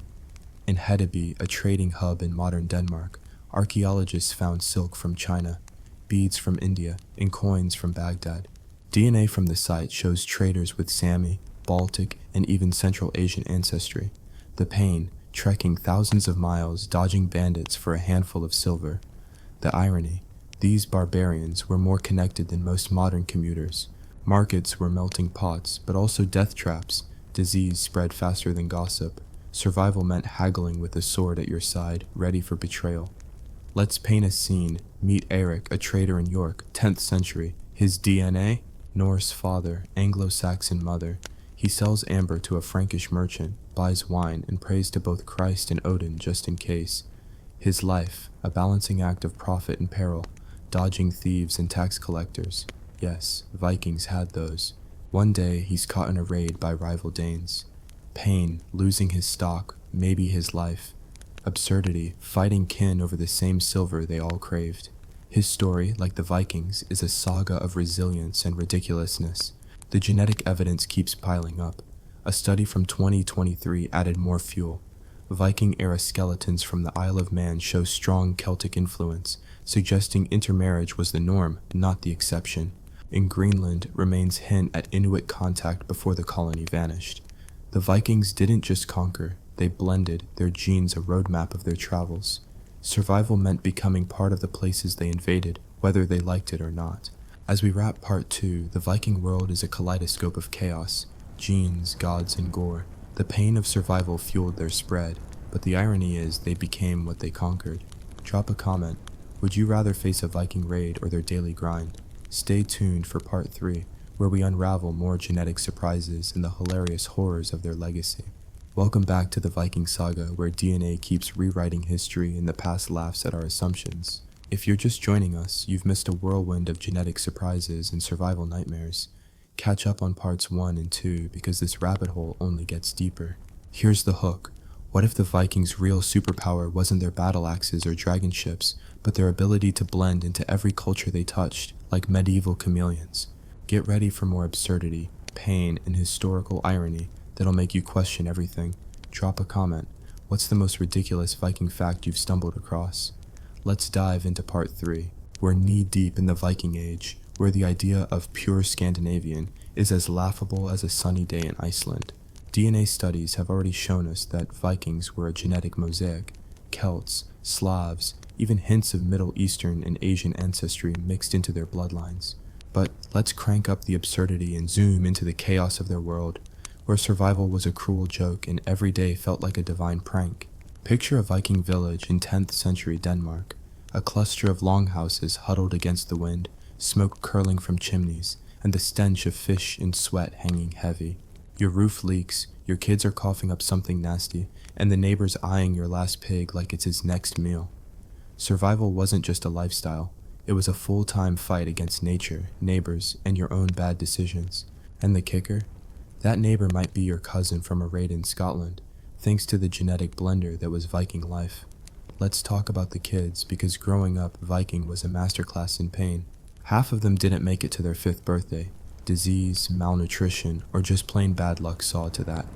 DNA from child burials, like those in Gotland, Sweden, shows the same diversity as adults: Norse, Baltic, even some Sami markers. Imagine being a kid in this world, learning to wield a knife before you could read runes, because wolves or raiders didn't care about your age. Your mom, maybe a Celtic thrall turned wife, teaches you to weave while telling tales of her homeland. Your dad, a grizzled raider with Finnish blood, shows you how to gut fish without losing a finger. The absurdity? This melting pot of a family was the norm, yet sagas spun tales of pure Nordic heroes. The pain?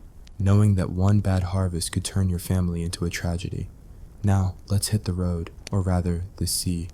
Vikings were the ultimate road trippers if your road was a stormy ocean and your trip involved pillaging. Their longships, those sleek, wave-defying beasts, carried them to places as far-flung as Constantinople and Newfoundland. But DNA from crew burials tells a wilder story. A shipwreck in Salma, Estonia, held warriors with Swedish and Eastern European genes, their swords forged in Francia. Imagine the pain, rowing for weeks, your hands raw, your back screaming, only to land in a Byzantine port where you're as likely to be robbed as to make a deal. The absurdity?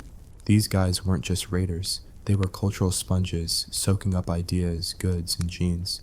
In Constantinople, they traded furs for silk, picked up Greek curse words, and maybe even brought back a wife or two. Survival meant adapting to alien lands while dodging dysentery and double-crossing merchants.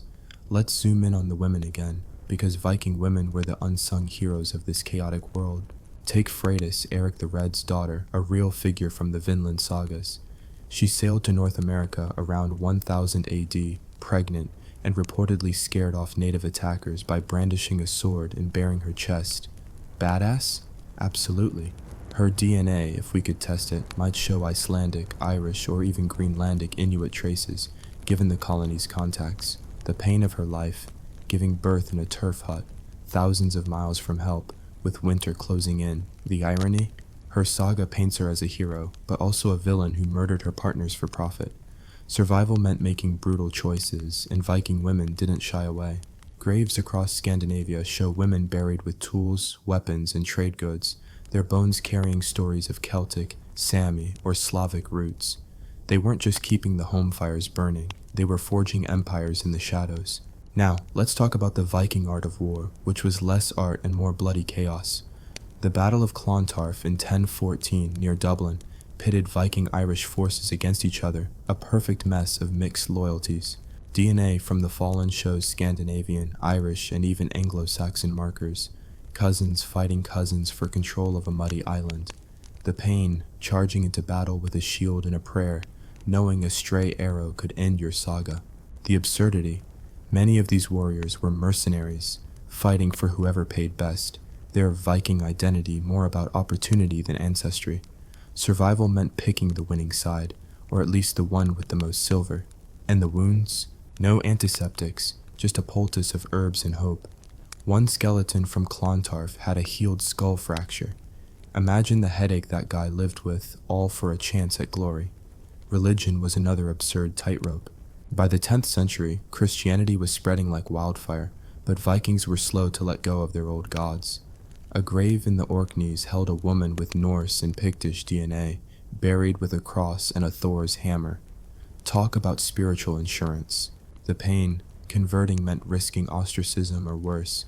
Some sagas tell of Christians burned as heretics by pagan kin.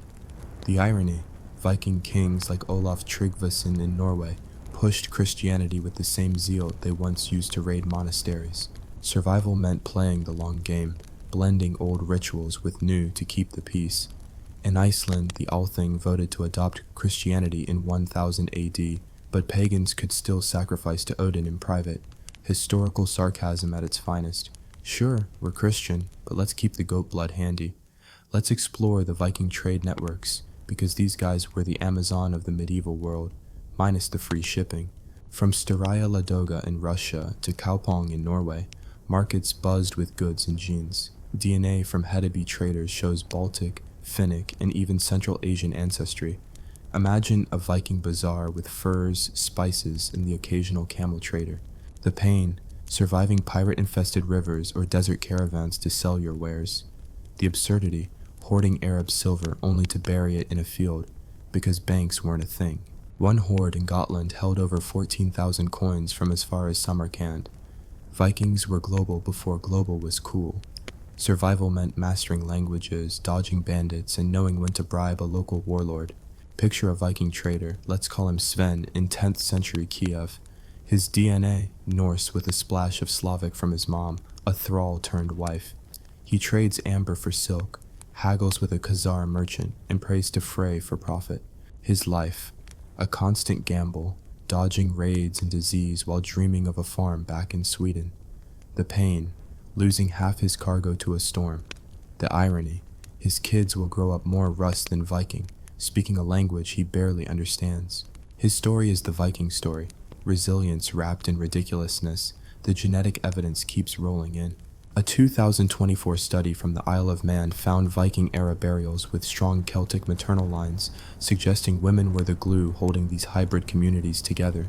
In Sweden, a warrior's grave held a man with Southern European genes, possibly a descendant of a Byzantine mercenary. The Vikings didn't just raid, they integrated, their DNA weaving a tapestry of conquest and compromise.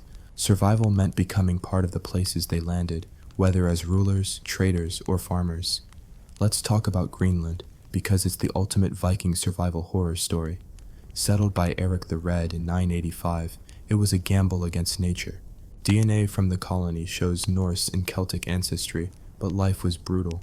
Winters lasted 9 months, crops barely grew, and walrus ivory was their only cash crop. The pain, watching your kids starve as the climate turned colder. The absurdity, clinging to a Christian church while the ice closed in, praying for a miracle that never came. By 1450, the colony was gone, leaving bones and unanswered questions. Were they wiped out by famine, disease, or Inuit raids? DNA hints at some intermingling with locals before the end, a final ironic twist in their saga. The Viking legacy is a paradox. They were destroyers and builders, raiders and settlers. In England, the Danelaw left a genetic footprint still visible in Yorkshire's DNA. In Russia, the Rus laid the foundations for a nation. Even in Sicily, Viking descendants via the Normans ruled by the 11th century, their genes a mix of Norse, Frankish, and local. The pain of their lives fueled their spread, but the irony is they became the cultures they conquered, their purity a myth shattered by science. As we close Part 3, the Viking world is a circus of survival, where every raid, trade, or marriage added a new thread to their genetic quilt. Drop a comment. Would you sail with Sven or stay home with Fridas? Stay tuned for Part 4, where we wrap up this saga with more DNA shocks and the final punch of Viking absurdity. Here we are, at the grand finale of our Viking saga, where DNA keeps flipping the script and history smirks at our naivety. If you've stuck with us through Parts 1, 2, and 3, you're a warrior. Catch up if you're late, because this is where the genetic chaos and survival absurdity hit their peak. Here's the hook. What if the Vikings' true legacy wasn't their raids or their runes, but a messy global family tree that makes modern DNA tests look like child's play? Brace for the final dose of irony, pain, and historical hilarity that'll leave you questioning everything. Drop a comment. What's the wildest Viking tale you want to see debunked next? Let's wrap this up with a bang. By now, we know the Vikings were less pure Scandinavian and more world's messiest genetic playlist. From Ireland to Iraq, their DNA mixed with everyone they met: Celts, Slavs, Sami, even traces of Central Asian wanderers. But let's dive into the endgame of the Viking Age, roughly the 11th century, when their world was transforming, and survival meant reinventing themselves in a Europe that was sick of their nonsense. Picture a Viking settlement in 1050, say in Norway's fjords. The longhouse is still smoky, the winter's still brutal, but now there's a church next door, and your jarl's preaching about Christ while clutching a Thor's hammer under his cloak. The pain? Trying to keep up with a world that's moving on. The irony? The Vikings' own chaos helped shape that world, and their genes are the proof. Let's start with the end of the raiding era, because even Vikings couldn't pillage forever. By the late 10th century, Europe was fighting back. Anglo-Saxon kings like Ethelred the Unready were done with Viking extortion. His answer was the St. Brice's Day massacre of 1002, where Danes in England were slaughtered. DNA from the Oxford mass grave shows victims with mixed Scandinavian and local ancestry, meaning they killed their own cousins in the chaos. The absurdity: you raid a place, settle down, marry the locals, and then get murdered for being Viking. Survival meant navigating this identity crisis, where your bloodline was as much a liability as a legacy. And the pain? Living in constant fear of retribution, knowing your Viking swagger was now a target. But the Vikings didn't just fade, they evolved. In England, the Danelaw had already left its mark. Yorkshire and East Anglia still carry higher Scandinavian DNA today, mixed with Anglo-Saxon. By 1016, Nut the Great, a Danish king with Slavic and Norse roots, ruled England, Denmark, and Norway. His empire was a genetic and political mashup, a testament to Viking adaptability. The irony? Nut was more Christian than most Anglo-Saxon kings, building churches while his ancestors' ghosts probably grumbled about Odin. Survival meant swapping battle axes for diplomacy, trading raids for taxes. The pain? Watching your warrior culture get domesticated, your saga now a bureaucratic footnote. Let's sail to Iceland, the Viking experiment that keeps on giving. Settled in the 870s, it was a haven for outcasts and dreamers, but life was a frozen nightmare. DNA from Icelandic graves shows heavy Celtic influence, especially in maternal lines. Think Irish women dragged across the sea, turning turf huts into homes. The pain: surviving winters on fish and willpower, with no trees for firewood and no neighbors to borrow from. The absurdity: Icelanders wrote the sagas, turning their brutal lives into epic tales of heroes and feuds. Imagine scribbling poetry about your cousin's murder while your fingers freeze. Viking multitasking at its finest. Their genes, a blend of Norse and Celtic, carried the story forward, making modern Icelanders a living Viking museum. Now, let's talk about the Rus, because their story is peak Viking absurdity. By the 11th century, the Rus in Russia had gone from Scandinavian traders to Slavic rulers, founding Kievan Rus. DNA from their burials shows Norse, Slavic, and Finnic ancestry, a genetic cocktail stirred by trade and conquest. Picture a Rus prince in Kiev descended from a Swedish raider, wearing Byzantine silk and ruling over Slavic peasants. The pain, balancing alliances with nomads, Christians, and pagans, all while dodging assassination. The irony, these Vikings became the backbone of Russian statehood, their Nordic roots diluted but undeniable. Survival meant blending in, learning the local language, and praying your kids didn't rebel against your hybrid empire. Normandy's another wild chapter. Rollo, the Viking turned duke, got his French duchy in 911, and his descendants rewrote history. By 1066, William the Conqueror, Rollo's great-great something, stormed England, his Viking blood mixed with Frankish and Breton. DNA from Norman graves confirms this blend, showing how Vikings became Europe's elite. The pain, fighting to prove your legitimacy in a land that still saw you as a barbarian. The absurdity, conquering England with an army of Viking descendants, only to be remembered as Norman. Survival meant trading your longship for a castle, your axe for a crown, and hoping nobody noticed your pirate roots. Let's zoom in on the women one last time, because they were the glue of this genetic chaos. In Dublin, a 10th century grave held a woman with Irish and Norse DNA, buried with a spindle and a brooch from Byzantium. She likely ran a household, traded goods, and raised kids who spoke 2 languages.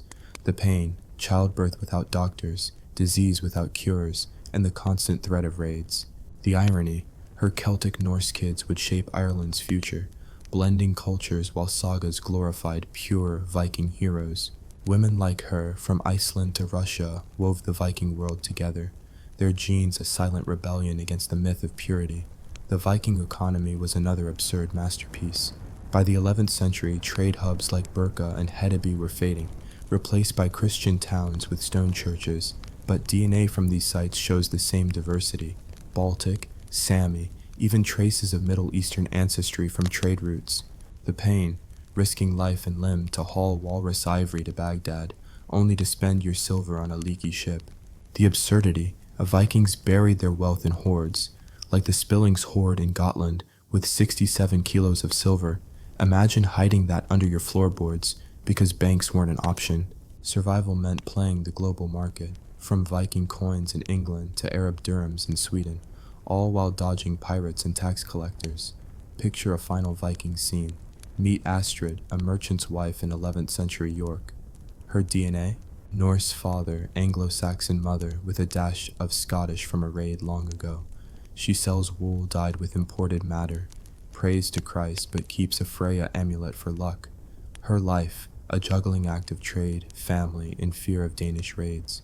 The pain, losing a child to fever, knowing no medicine can help. The irony, her mixed blood kids will inherit a world where Viking is just a memory, their genes carrying the real story. Astrid's life is the Viking legacy, resilience, adaptation, and a sarcastic middle finger to history's myths. The genetic evidence seals the deal.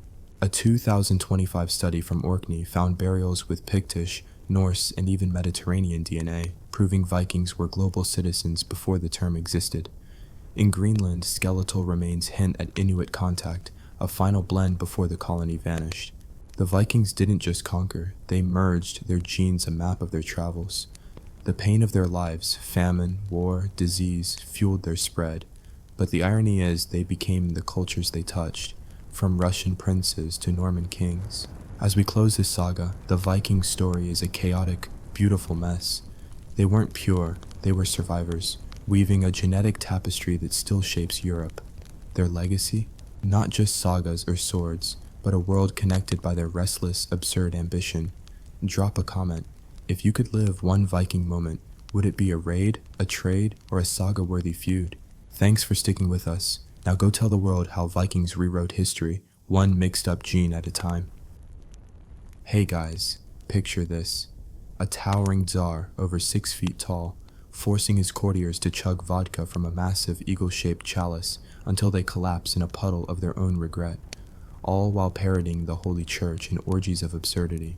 Welcome to the wild, boozy world of Peter the Great, Russia's most drunken king, where reform meant hangover and survival was a daily dice with death by debauchery. Before you get comfortable, please hit like and subscribe, but only if you truly enjoy what I do. Drop a comment telling me where you're tuning in from and what time it is for you. It's always fascinating to see who's joining us from around the world. Now dim the lights, maybe turn on a fan for that soft background hum, and let's dive together into today's journey. Peter the Great, Russia's colossal reformer, the man who dragged a medieval backwater into the Enlightenment with one hand while clutching a vodka bottle in the other. But let's not sugarcoat it. This wasn't some enlightened despot sipping tea. No, Peter was a whirlwind of irony, a czar whose vision for a modern Russia came soaked in alcohol, violence, and sheer historical absurdity. Born in 1672 as Pyotr Alexeyevich, he ascended to the throne at age 10, co-ruling with his half-brother Ivan V under the regency of their sister Sophia. From the start, young Peter was no ordinary royal brat. While other princes played with toy soldiers, Peter built his own mock army, the Preobrazhensky and Semyonovsky regiments, turning childhood games into a preview of his brutal future. But, oh, the pain of survival in those early years. Russia was a land of endless winters, scheming boyars, and a church that gripped power like a miser hoards gold. Peter's mother, Natalia Narishkina, shielded him from palace intrigues, but the Streltsy uprising in 1682 scarred him forever. Watching guards massacre his relatives, their blood staining the Kremlin walls. Ironic, isn't it? The boy who survived that carnage would grow to inflict far worse on his subjects. Drop a comment below. What's the most absurd childhood game you've ever played? Tell me, and let's see if it tops Peter's mock battles. Fast forward to Peter's solo rule in 1689, after deposing Sophia and confining her to a convent, because nothing says family love like locking up your sister. At 17, he was already a giant, 6 feet 8 inches in an era when most men barely hit 5 feet 5 inches. His frame fueled by boundless energy and soon boundless booze. Peter's excesses didn't start with the throne, they were baked in. He despised the stuffy Kremlin, preferring the German quarter in Moscow, where foreigners introduced him to Western ways and Western drinking. Picture the absurdity, a czar sneaking out under aliases like Pacom Mikhailov to carouse with Dutch sailors and German merchants, guzzling brandy and ale while plotting Russia's makeover. But survival? For his companions, it was a gamble. Peter's hot temper flared like a musket. One wrong word and you'd face his wrath. Fists, clubs, or worse. His drinking buddies learned quick. Keep the czar happy or pay the price. Enter the pièce de résistance of Peter's absurdity, the all-joking, all-drunken synod of fools and jesters, founded in 1692 when Peter was just 20. Oh, what a sarcastic masterpiece. This wasn't a mere drinking club. It was a full-blown parody of the Orthodox Church, that pillar of Russian piety Peter secretly despised for resisting his reforms. Ironic, right? The man who would abolish the Patriarchate in 1721 started by mocking it with a synod of debauchery. Members? Peter's closest cronies, nobles like Prince Fyodor Romodanovsky as Prince Pope, and Nikita Zotov, his old tutor, elevated to Prince Abbot or Pope of Fools. They donned mock ecclesiastical robes, complete with obscene titles like Archdeacon of the Rear or Cardinal of the Cunt. The rituals? Pure historical nightmare fuel. Assemblies began with blasphemous prayers, toasts to Bacchus, and forced drinking from enormous vessels. Peter's favorite, the Cup of the White Eagle, a chalice holding over a liter of vodka, which foreign dignitaries had to down in one go, or face the Tsar's mockery.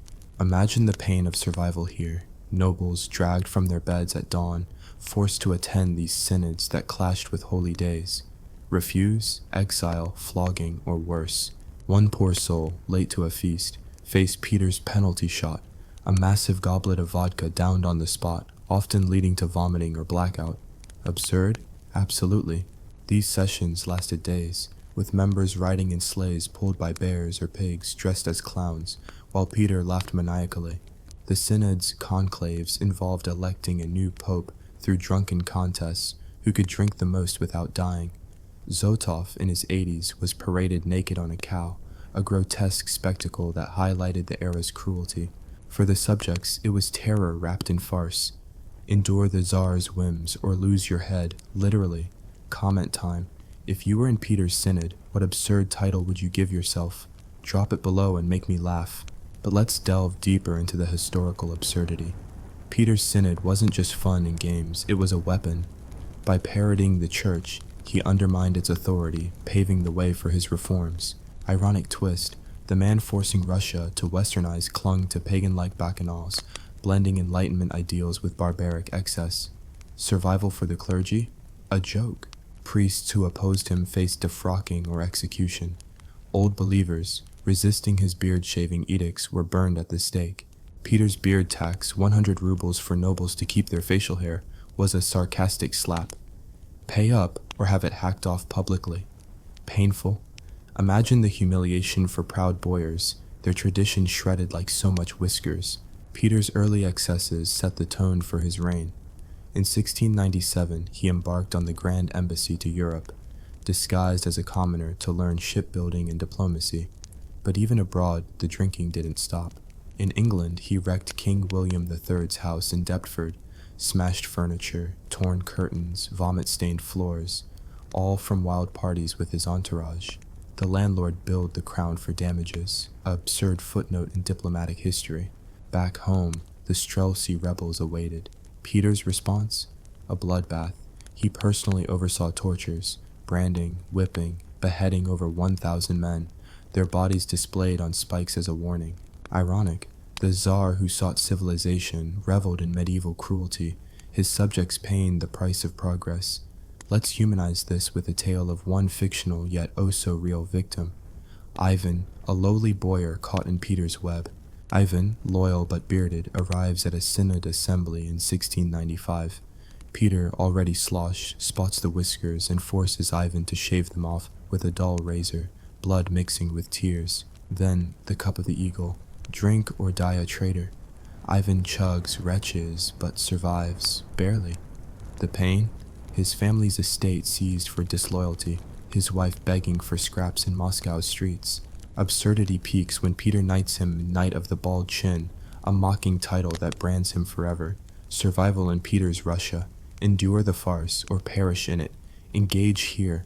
What's the worst party you've ever been forced to attend? Comment below. Did it involve bears or just bad karaoke? Peter's drinking wasn't solitary, it was social engineering. He introduced assemblies, mandatory parties where men and women mingled, a shocking break from segregated traditions. Ladies, unused to public life, face leers and liquor. Refuse a toast and you're outcast. Ironic, Peter's push for gender equality came via forced intoxication. The synods mock weddings? Dwarfs married in tiny carriages or animals paraded as brides. Cruel entertainment that masked deeper pain. Dwarfs collected like pets were Peter's jesters, often dying from overdrinking or accidents in his games. By 1700, Peter's excesses intertwined with war. The Great Northern War against Sweden demanded a modern army, but funding it meant taxing vodka, a state monopoly that fueled his habits while starving peasants. Survival for serfs? Grim. Conscripted into endless service, they built St. Petersburg on swamps, thousands dying from disease and exhaustion. Peter's city of dreams? Built on bones, its canals filled with the blood of the forgotten.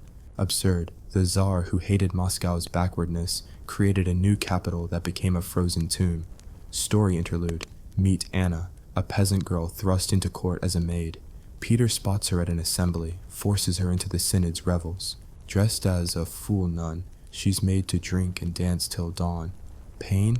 Her village razed for harboring rebels, family scattered.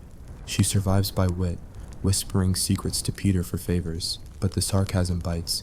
Liberty under the Tsar means chains of gold or iron. Comment, how do you handle forced social events? Share your survival tips below. The synods peak absurdity. Mock conclaves where cardinals debated nonsense while chugging. One ritual involved riding goats backward, reciting backwards prayers, blasphemy that horrified the pious. Peter's irony? He attended real church services hungover, preaching piety while plotting more mockery. For subjects, the pain was spiritual. Faith shattered, traditions trampled. Old believers self-immolated rather than submit, a tragic protest against the Tsar's enlightened tyranny. Health horrors loomed, no antibiotics, hangovers were hell, but syphilis and gout ravaged the elite.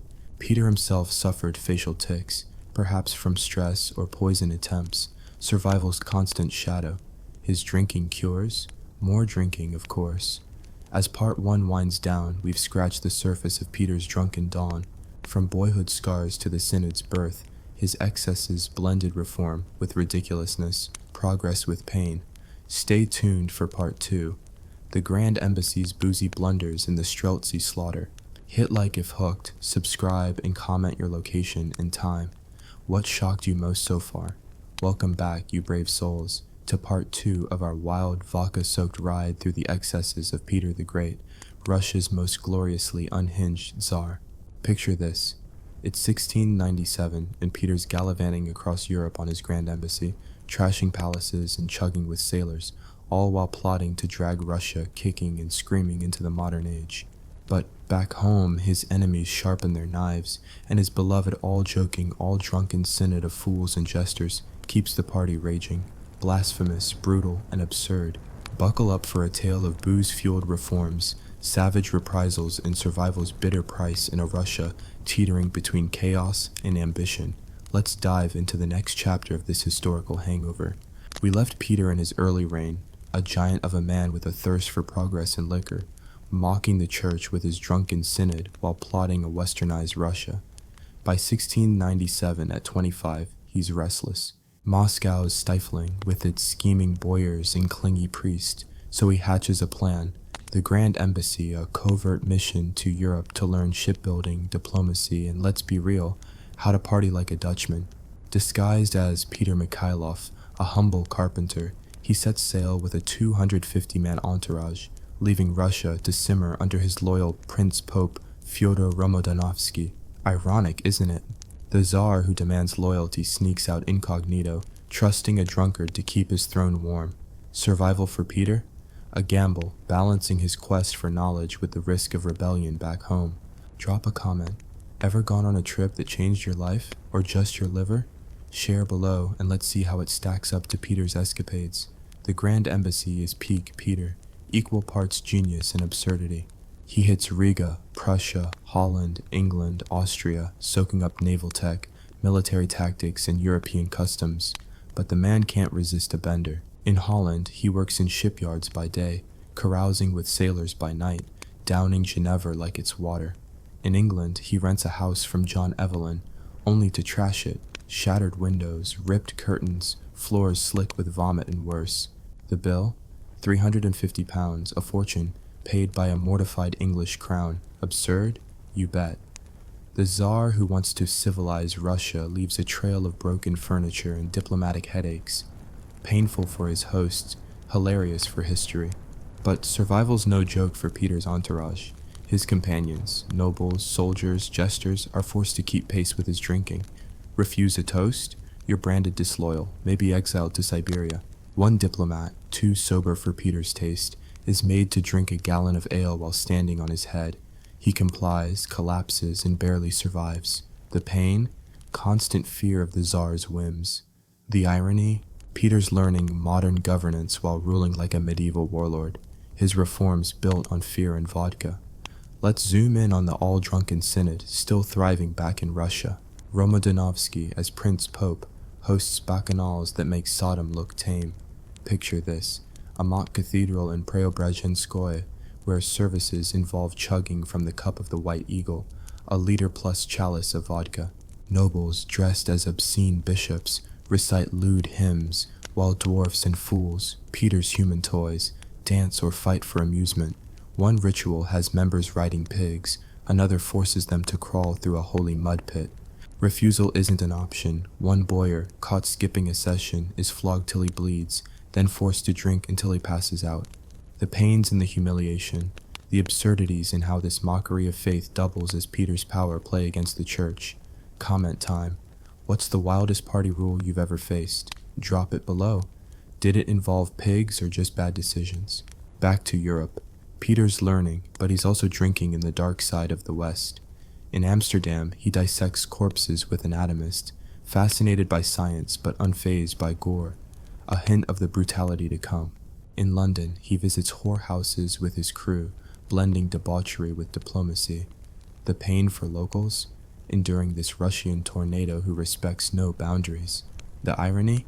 Peter's quest for enlightenment comes with a barbarian's disregard for decorum. his education as much about excess as expertise. Then disaster strikes. In 1698, word reaches Peter. The Streltsy, his elite guards, have rebelled, egged on by Sophia's lingering allies. They want to restore her, or worse, kill him. Peter races back, furious but hungover, his European dreams on hold. The Streltsy uprising is no small matter. Thousands of armed men, backed by disgruntled boyars and priests, threaten his throne. His response? A masterclass in savage absurdity. He doesn't just crush the rebellion, he obliterates it with theatrical cruelty. Over 1,200 Streltsy are tortured, wheels, racks, branding irons, while Peter personally supervises, sometimes wielding the axe himself. Bodies are left on spikes, heads displayed on pikes along Moscow's roads. Survivors? Exiled to Siberia, their families stripped of land. The pains and the sheer scale of suffering, the ironies in Peter, the reformer, reveling in medieval vengeance. Let's humanize this with Ivan, our boyar from Part 1. He survived the Synod's humiliations, but now faces the Streltsy fallout. Loyal to Peter, he's tasked with interrogating rebels, former comrades. The pain? Watching friends scream under torture, knowing one wrong move could implicate him. The absurdity? Peter rewards his loyalty with a promotion to the Synod's Cardinal of Chaos, forcing Ivan to lead a drunken parade through Moscow, dressed in a fool's cap, while corpses rot nearby. Survival means embracing the madness, but at what cost? Ivan's wife, now a beggar, curses the Tsar who saved them. Engage here. Ever had to choose between loyalty and survival? Share your story in the comments. The Streltsy massacre isn't just punishment, it's a message. Peter dismantles their core, replacing them with his loyal Preobrazhensky and Semyonovsky regiments. Those childhood playmates turned professional killers. But the Synod's revels don't stop. Days after the executions, Peter hosts a victory feast, where survivors must toast his triumph with buckets of vodka. One noble, too shaken to drink, is tied to a wheelbarrow and dunked in a frozen river, Peter's idea of motivation. The pains and the terror, the absurdities in how celebration and slaughter blur into one. Peter's reforms accelerate, fueled by his European jaunt. He decrees Western dress, goodbye caftans, hello frock coats. Refuse? Pay a tax or face the shears. Beards, sacred to Orthodox tradition, are hacked off publicly. One priest weeps as his chin's shaved, only to be mocked by Peter's jesters. The irony? Peter's modernizing Russia while enforcing it with barbaric flair. Survival for subjects means swallowing pride or risking ruin. Women, too, face his wrath. Noble women forced into low-cut gowns at assemblies, blushing under leers, while peasant girls are conscripted as maids for court revels, often ending in the Synod's debauchery. Story interlude. Meet Anna again, our peasant maid. She's now a fixture at Peter's assemblies, serving wine to leering nobles. One night, Peter himself notices her, demanding she join a synod, baptism, a dunk in a vat of ale. She complies, soaked and shivering, earning a coin but losing dignity.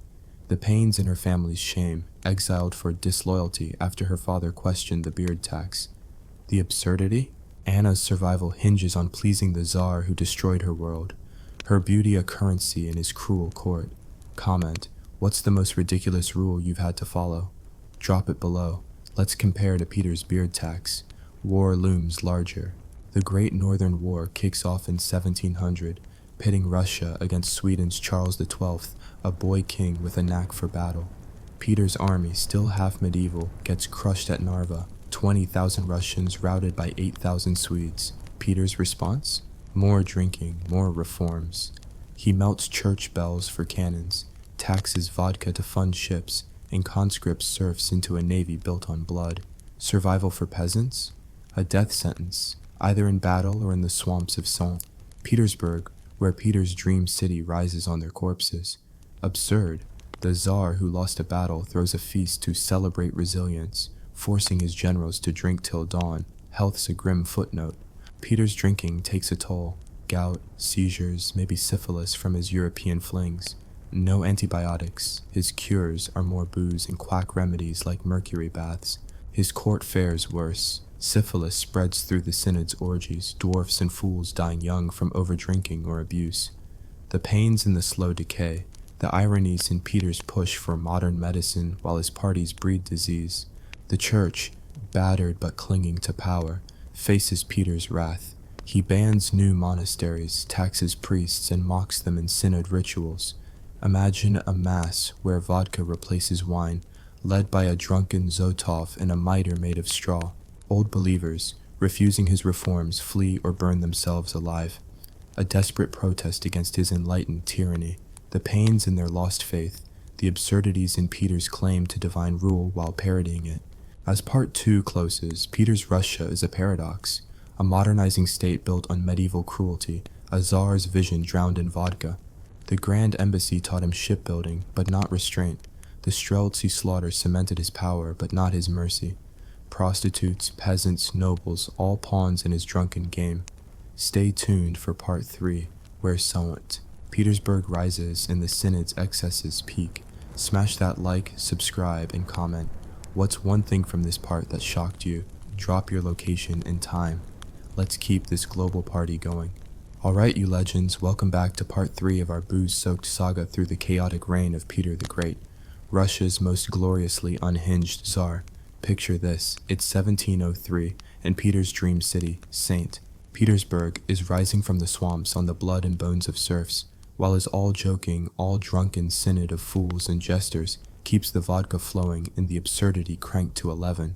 The Great Northern War rages, Peter's reforms cut deeper than his executioner's axe, and survival is a grim game of dodging his whims. Whether you're a noble, a peasant, or a dwarf in his court, get ready for a wild ride through a Russia where progress means pain and every toast might be your last. Let's dive into this historical hangover, dripping with irony and dark humor. We left Peter fresh from crushing the Streltsy rebellion, his European Grand Embassy fueling his obsession to modernize Russia. Now in his early 30s, he's a force of nature, 6 feet 8 inches, fueled by vodka and vision, swinging between genius and madness. The Great Northern War against Sweden's Charles XII is a meat grinder, but Peter's undeterred, pouring Russia's blood and treasure into building a navy and a new capital. St. Petersburg. Petersburg. This window to the west is no fairy tale city. It's a swampy graveyard where thousands of conscripted serfs die from disease, cold, and exhaustion. Absurd? Oh yes.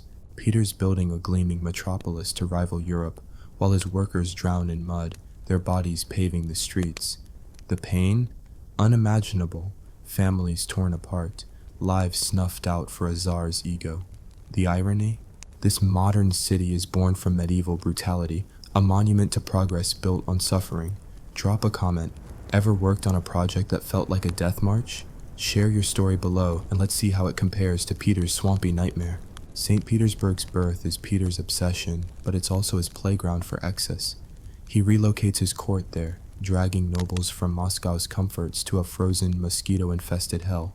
The all-drunken synod follows, of course, because what's a new capital without a blasphemous drinking club? Picture the scene.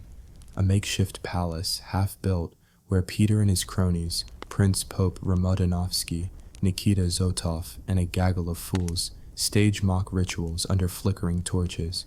The cup of the White Eagle, that monstrous vodka chalice, is now joined by a new horror, the bear goblet, a hollowed-out bear skull filled with brandy. Refuse to drink? You're strapped to a chair, force-fed until you choke or comply. One noble, too weak to continue, collapses mid-toast. Peter laughs, dubs him Knight of the Fallen Tankard, and leaves him to freeze outside. The pains and the degradation, the absurdities in how this synod doubles as Peter's tool to break the old aristocracy's spirit. Let's revisit Ivan, our beleaguered boyar. He's relocated to St. Petersburg, his estate confiscated to fund Peter's war. Now, a cardinal of chaos in the synod, he's forced to lead a parade riding a donkey backward, dressed in a jester's hat, while serfs watch in terror. The pain? His family scattered, wife begging in Moscow, son conscripted to the navy. The irony? Ivan's loyalty earns him a front-row seat to Peter's madness, his survival hinging on playing the fool. One night, he overhears a plot against Peter, disgruntled nobles whispering treason. Does he snitch for favor or stay silent to avoid their wrath? The absurdity peaks when Peter, drunk, promotes him for bravery after Ivan passes out mid-ritual, mistaking his collapse for zeal. Comment time. Ever had to play along with someone's crazy idea to survive? Drop your tale below. Let's compare notes with Ivan's plight. The Great Northern War grinds on, and Peter's desperation shows. After the Narva disaster, he rebuilds his army, conscripting peasants and melting church bells for cannons. His vodka tax, ironic for a drunkard, squeezes the poor, funding ships that often sink in their first battle. Serfs sent to St. Petersburg face a death sentence. Malaria, dysentery, and wolves claim thousands. One account tells of a worker, Vasily, dragged from his village to dig canals. He dies of fever, his body left in the mud, his family never knows. The pains and the anonymity, the absurdities in Peter's toast to progress at a feast while workers perish outside. Survival for serfs, a cruel lottery, work, die, or desert and face execution. Peter's reforms keep slashing. He decrees a new calendar, aligning Russia with Europe's Julian system. Goodbye old style, hello confusion. Peasants, illiterate and devout, see it as the devil's work, especially when Peter bans traditional weddings for modern ones, complete with mandatory drinking. Women suffer most, noble women forced into Western gowns, their modesty mocked at assemblies, while peasant girls are conscripted as maids for court revels. Many end up in the synod's clutches, dressed as nuns or goddesses for drunken rites. The pains in their exploitation, the ironies in Peter's equality, forcing women into new forms of servitude. Story interlude. Anna, our peasant maid, is now in St. Petersburg, serving at Peter's crude palace. She's caught the eye of a synod bishop who demands she join a mock wedding. Her groom, a dwarf dressed as Cupid. She's forced to drink, dance, and endure leers. Her family's fate unknown after their village was razed for taxes. The pains in her lost innocence, the absurdities in how Peter's modern court makes her a prop in his pagan circus. Anna survives by slipping secrets to a kind noble, earning scraps. But the cost? Her soul bartered for bread. Engage here. What's the worst job you've had to endure for survival? Share below. Did it involve dwarfs or just a bad boss? The church takes a beating. Peter, hating its grip on Russia, escalates his mockery. The synod's rituals grow darker, mock crucifixions, sermons praising Bacchus, even a holy orgy where priests are forced to watch, humiliated. Old believers, clinging to tradition, face exile or execution. Some burn their villages rather than submit. Peter's 1721 abolition of the Patriarchate, replacing it with a state-controlled Holy Synod, is the final blow. Ironic.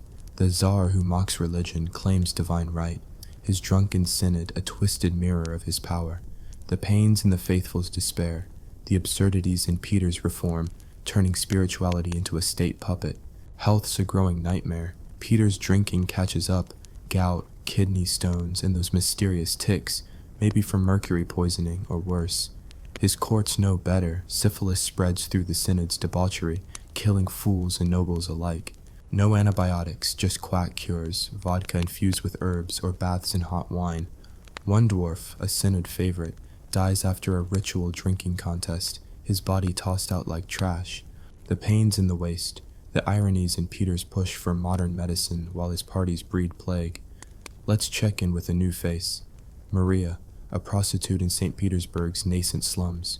Fleeing a ruined village, she's drawn to the city's promise of work, only to find brothels run by synod members. Peter himself, a frequent patron, demands Western entertainments. Think Dutch-style orgies, complete with costumes.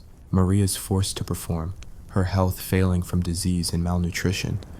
The pains in her broken dreams, the absurdities in how Peter's civilized city relies on her exploitation.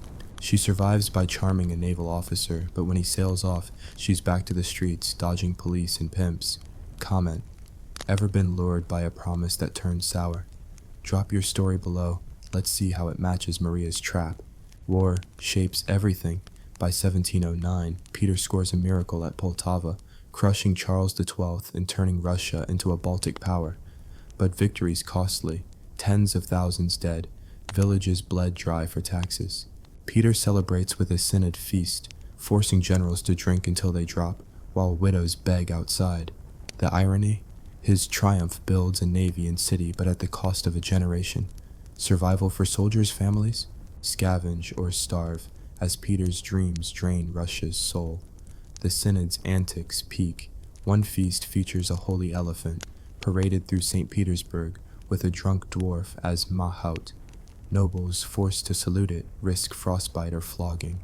Another ritual has members swim in icy canals, baptized in vodka. The pains in the near-fatal cold, the absurdities in Peter's claim, this builds Russian resilience. His court, a mix of terrified nobles and exploited fools, is a microcosm of his reign, progress through pain, reform through ridicule. As Part 3 closes, Peter's Russia is a paradox. St. Petersburg shines as a symbol of progress, but its foundations are corpses and cruelty.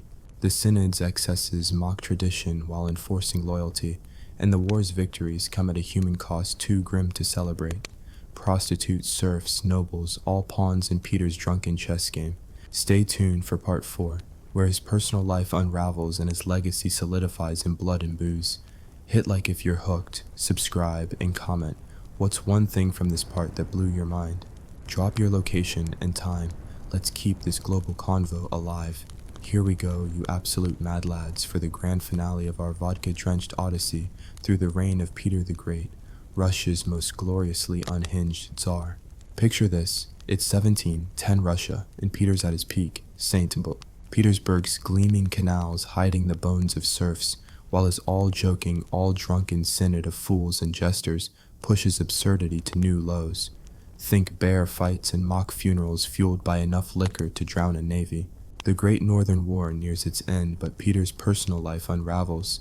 His reforms tighten their grip, and survival remains a cruel game of dodging his temper or his toasts. Buckle up for Part 4, where the pain of Russia's transformation meets the ultimate irony of a czar who modernized a nation while breaking its soul. Let's dive into this final chapter of historical madness, dripping with sarcasm and dark truth. Peter's in his 40s now, a towering wreck of a man, gout-ridden, tick-plagued, still chugging vodka like it's his lifeblood. St. Petersburg, his window to the west, is a city of grand facades and grim realities. By 1715, it's the capital, but its streets are paved with the dead. Tens of thousands of serfs perished building it, their families left to starve. The Great Northern War drags on, bleeding Russia dry, yet Peter's victories, like Poltava in 1709, cement his legend. He's no longer just a czar, he's Peter the Great, father of the fatherland, a title he forces his senate to grant in 1721. Ironic, isn't it? The man who loves his country kills its people to make it great. The pains in the body count, the absurdities in his claim that it's all for Russia's glory. Drop a comment. Ever sacrifice something big for a greater good that felt like a lie? Share below. Let's see how it stacks up to Peter's bloody ambition. The all-drunken synod is still the beating heart of Peter's madness. Now housed in St. Petersburg's crude palaces, it's a grotesque carnival. Picture a feast where nobles dressed as cardinals wrestle bears while Peter, crowned archdeacon of excess, pours vodka from a fountain shaped like a naked Bacchus. One ritual, the funeral of sobriety, has members bury a coffin filled with empty bottles chanting mock prayers. Refuse to join? You're dunked in an icy canal or flogged by jesters. One boyar, too sick to drink, is tied to a sleigh and dragged through snow, dubbed Martyr of the Mug. The pains and the relentless humiliation, the absurdities in how Peter uses this farce to crush resistance, forcing loyalty through liquor.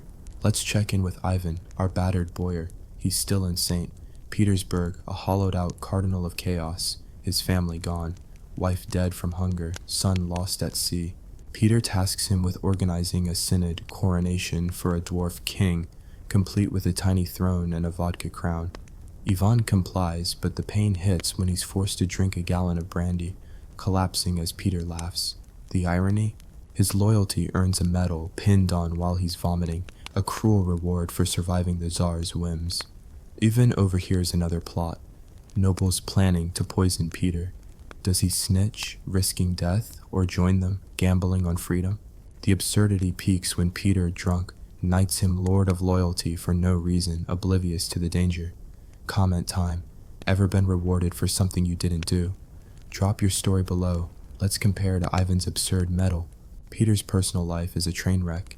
His first wife, Eudoxia Lopukina, was banished to a convent in 1698 for failing to match his energy.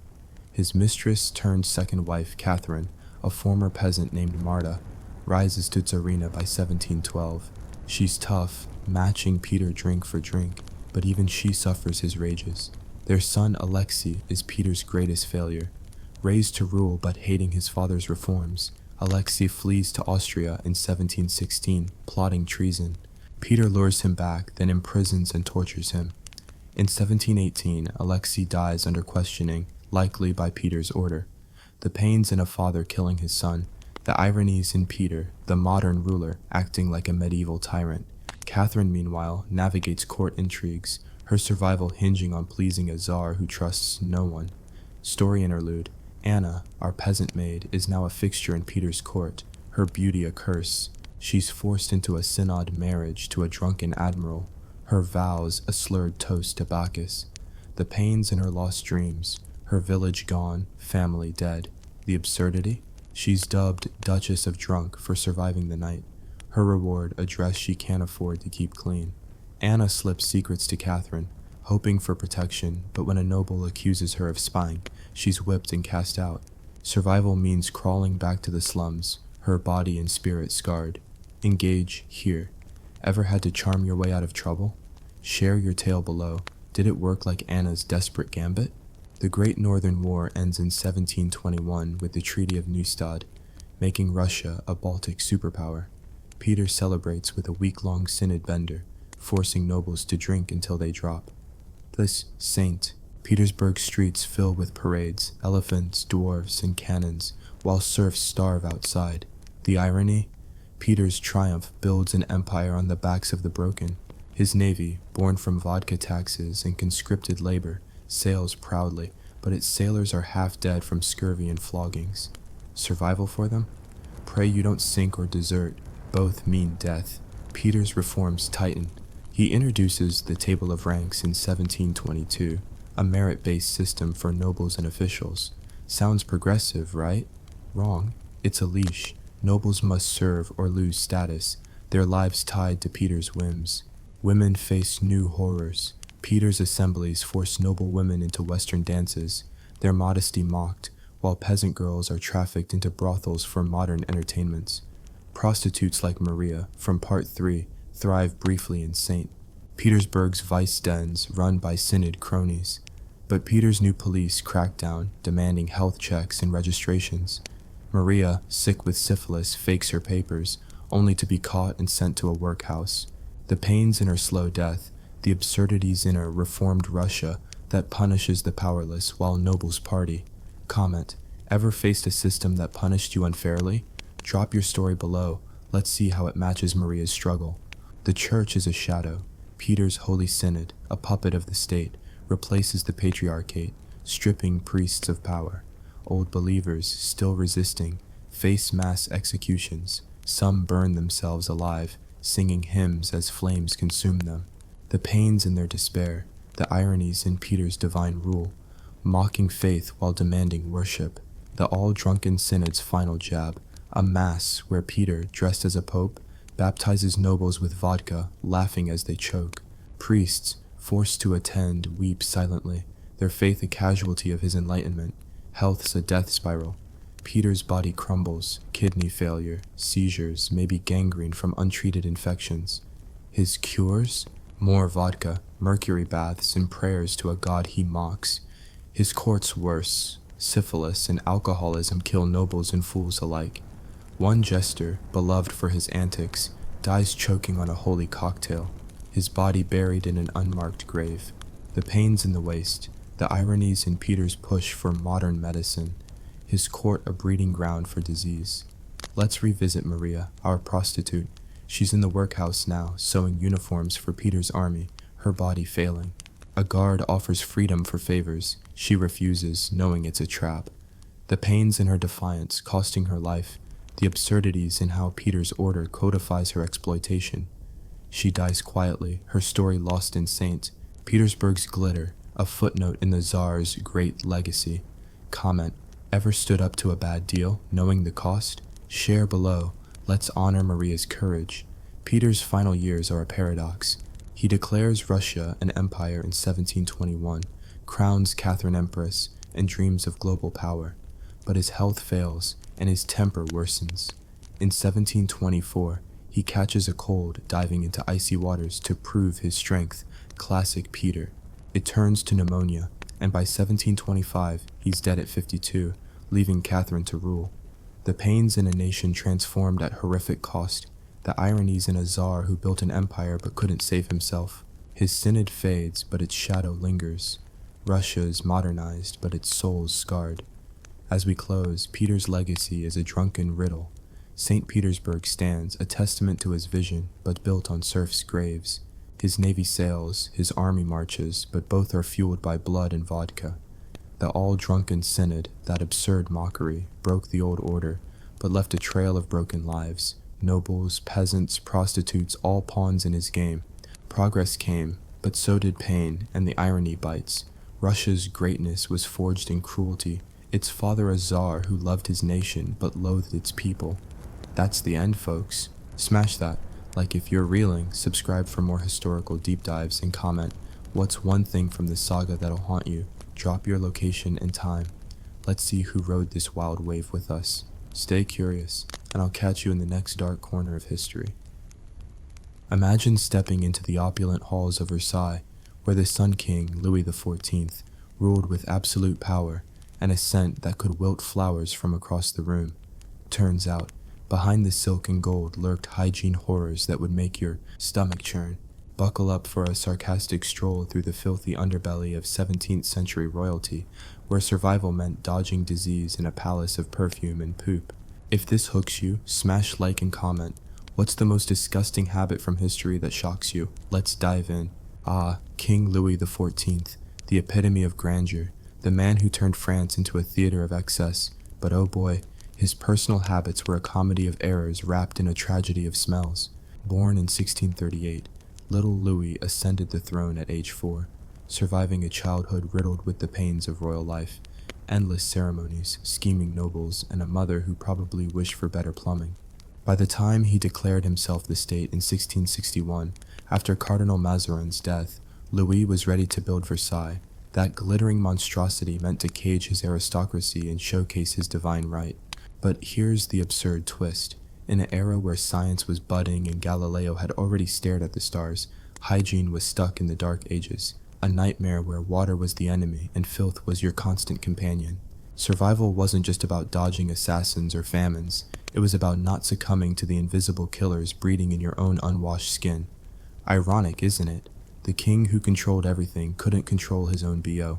Let's kick off our top 5 with the crown jewel of disgust, Louis' aversion to bathing, a habit so rare it makes hermits look like spa enthusiasts. Legend has it, and historical whispers confirm, that the Sun King bathed fully only 2 or 3 times in his entire 72-year reign. Once at birth, once for a medical reason, and maybe once more just to say he did. Why? Because 17th century quacks preached that hot water opened pores to deadly miasmas, those invisible vapors thought to carry plague and pox. So, instead of a good soak, Louis opted for dry cleaning, wiping down with a cloth dipped in alcohol or vinegar, maybe sprinkled with rose water for that royal flair. Imagine the pain, your skin caked in layers of sweat, dirt from horse rides, and the grime of a palace where thousands milled about. Absurdly, this was seen as sophisticated. Bathing was for peasants who toiled in fields, not for gods on earth. But survival? Pure hell. Without regular washes, infections festered, boils erupted, and the court became a breeding ground for lice that jumped from wig to wig like tiny acrobats in a circus of itch. Louis himself suffered from anal fistulas. Yeah, you read that right. Requiring surgeries that left him in agony, all because basic cleanliness was deemed dangerous. Comment if you'd last a day without a shower in his shoes. Diving deeper into this aquatic avoidance, picture the daily routine at Versailles, a palace built on a swampy hunting ground because Louis wanted to escape Paris's rebellious mobs. Construction started in 1669, and by 1682 it was the official residence, housing up to 10,000 people in a labyrinth of rooms that screamed luxury but whispered disease. The king's levee, that morning ritual where nobles watched him wake, dress, and yes, sometimes relieve himself, was a spectacle of sycophancy. While attendants powdered his face and adjusted his massive wig, more on those parasites later, Louis would rub his body with scented cloths, believing it purged impurities without the peril of immersion. The irony bites hard. Here was a man who spent fortunes on fountains spewing water everywhere, yet treated his own body like a delicate artifact too precious for a tub. The pain of survival in this era? Epidemics ravaged Europe. The Great Plague of London in 1665 was fresh memory, and French courts weren't immune. Without baths, courtiers carried fleas that spread typhus, and skin ailments like scabies turned silk stockings into torture devices. Louis, ever the control freak, mandated cleanliness in appearance only. Change your linen shirt 3 times a day to absorb sweat, but don't dare submerge. Absurd historical footnote. His doctors once forced a bath for his health, and he emerged convinced it nearly killed him, swearing off it forever. How's that for royal stubbornness? But wait, the absurdity escalates when you consider the medical madness behind it all. Physicians, influenced by ancient humors theory, argued that bathing disrupted the body's balance, letting in cold or heat that could unhinge your sanity. So, Louis endured enemas, daily purges with herbs and mercury that cleansed from the inside, often leaving him weakened and in pain. Survival meant submitting to these quacks, who bled you for headaches and purged you for indigestion, all while your unwashed body harbored parasites. Tapeworms were a royal companion. Louis expelled one 6 inches long during a bout, a grotesque reminder that even kings weren't above nature's nasty jokes. The court laughed it off as divine intervention, but the pain was real. Abdominal cramps, malnutrition from worms stealing nutrients in an age without antibiotics. Ironic, huh? The Sun King, symbol of enlightenment, rotting from within because hygiene was heresy. Shifting to our second disgusting habit, the overwhelming reliance on perfume to mask the unmaskable, turning Versailles into a fragrant fog of denial. Louis didn't just dab on cologne, he drowned in it, pioneering the French perfume industry as a necessity born from neglect. His favorite? Orange blossom, a scent so potent it could cover the reek of unwashed nobility for hours. But here's the sarcastic punch. In a palace where thousands lived cheek by jowl, perfumes clashed like warring armies, rose against musk, lavender versus amber, creating a headache-inducing miasma that was arguably worse than the original stink. Absurdly, this was fashion. To smell clean was to smell artificial, a status symbol proving you could afford exotic essences from the Orient. The pain of survival? Allergies flared, eyes watered, and respiratory issues plagued the court, all while actual cleanliness eluded them. Louis' bad breath, from rotten teeth we'll dissect later, required courtiers to hold scented handkerchiefs to their noses during audiences, a humiliating dance of deference. Imagine begging for a favor while gagging on royal halitosis. Talk about power dynamics. Perfume wasn't just personal, it was political. Louis' court was a stage where scent signaled alliance. Wear the king's blend and you're in favor. Opt for arrivals and you're out. But the historical nightmare lurks in the details. These perfumes often contain toxic ingredients like civet from cat glands or ambergris from whale vomit, harvested in ways that make modern vegans weep. Survival meant inhaling this chemical soup daily, leading to skin irritations and long-term poisoning.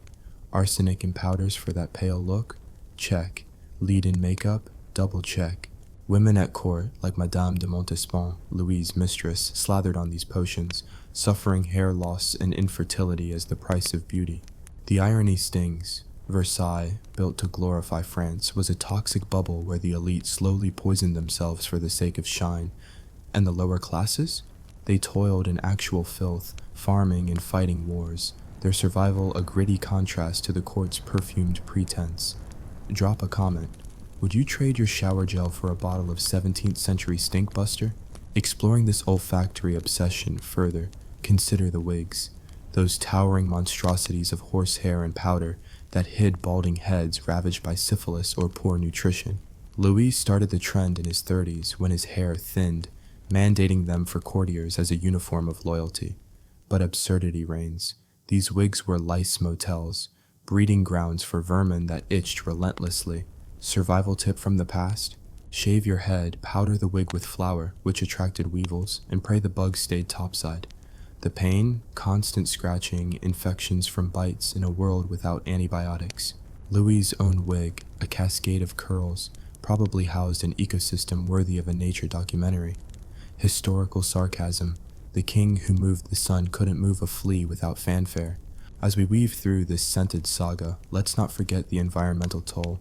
Versailles' gardens, manicured to perfection, hid cesspools where waste seeped into the groundwater, poisoning wells and spreading cholera-like ills. The king's hunters brought back game reeking of blood, feasted upon in banquets where hands dipped into communal bowls. No forks needed, just fingers greased with sauce and sweat. Survival in this gluttonous glee? Dysentery was a frequent guest, turning royal bowels into battlegrounds. Louis, with his love of rich foods, suffered gout so severe he hobbled on swollen feet, a painful reminder that excess extracts its pound of flesh. But the real horror of perfume dependency shines in interpersonal absurdities. Mistresses like Louise de la Vallière endured Louis' embraces, likely holding their breath against his unwashed aura, all for a shot at power. The court gossiped in scented whispers, alliances formed over shared vials, while the pain of isolation loomed for those who smelled off. Ironic endpoint, Louis' death in 1715 from gangrene, starting in his leg, untreated properly, proved that no amount of perfume could mask mortality. The Sun King sat in a bed of agony, his body rotting while doctors debated humors. History's cruel joke, the man who avoided water drowned in his own infections. Wrapping part 1, we've scratched the surface of Louis' bathless existence and perfume obsession, two habits that turned royalty into a reeking farce. The absurdity of it all, ruling Europe while stinking like a sewer, highlights the pain of pre-modern life, where ignorance killed as surely as swords. Stay tuned for part 2, where we tackle his toilet theatrics and dental disasters. Comment below, which habit grosses you out more? No baths or perfume overload? Don't forget to subscribe for more historical horrors. Welcome back to the grotesque gala of King Louis XIV's Hygiene horrors, where the Sun King's radiance was more stench than shine. If you missed part 1, go catch up. You're not ready for this filth without the context. Imagine a palace so grand it dazzled Europe, yet so disgusting that every step risked a microbial ambush. Ready for more absurd, painful, and downright nauseating habits of the man who ruled France for 72 years? Stick around for a sarcastic plunge into the cesspool of Versailles. Drop a comment. What's the grossest historical hygiene fact you've ever heard? Let's dive into part 2.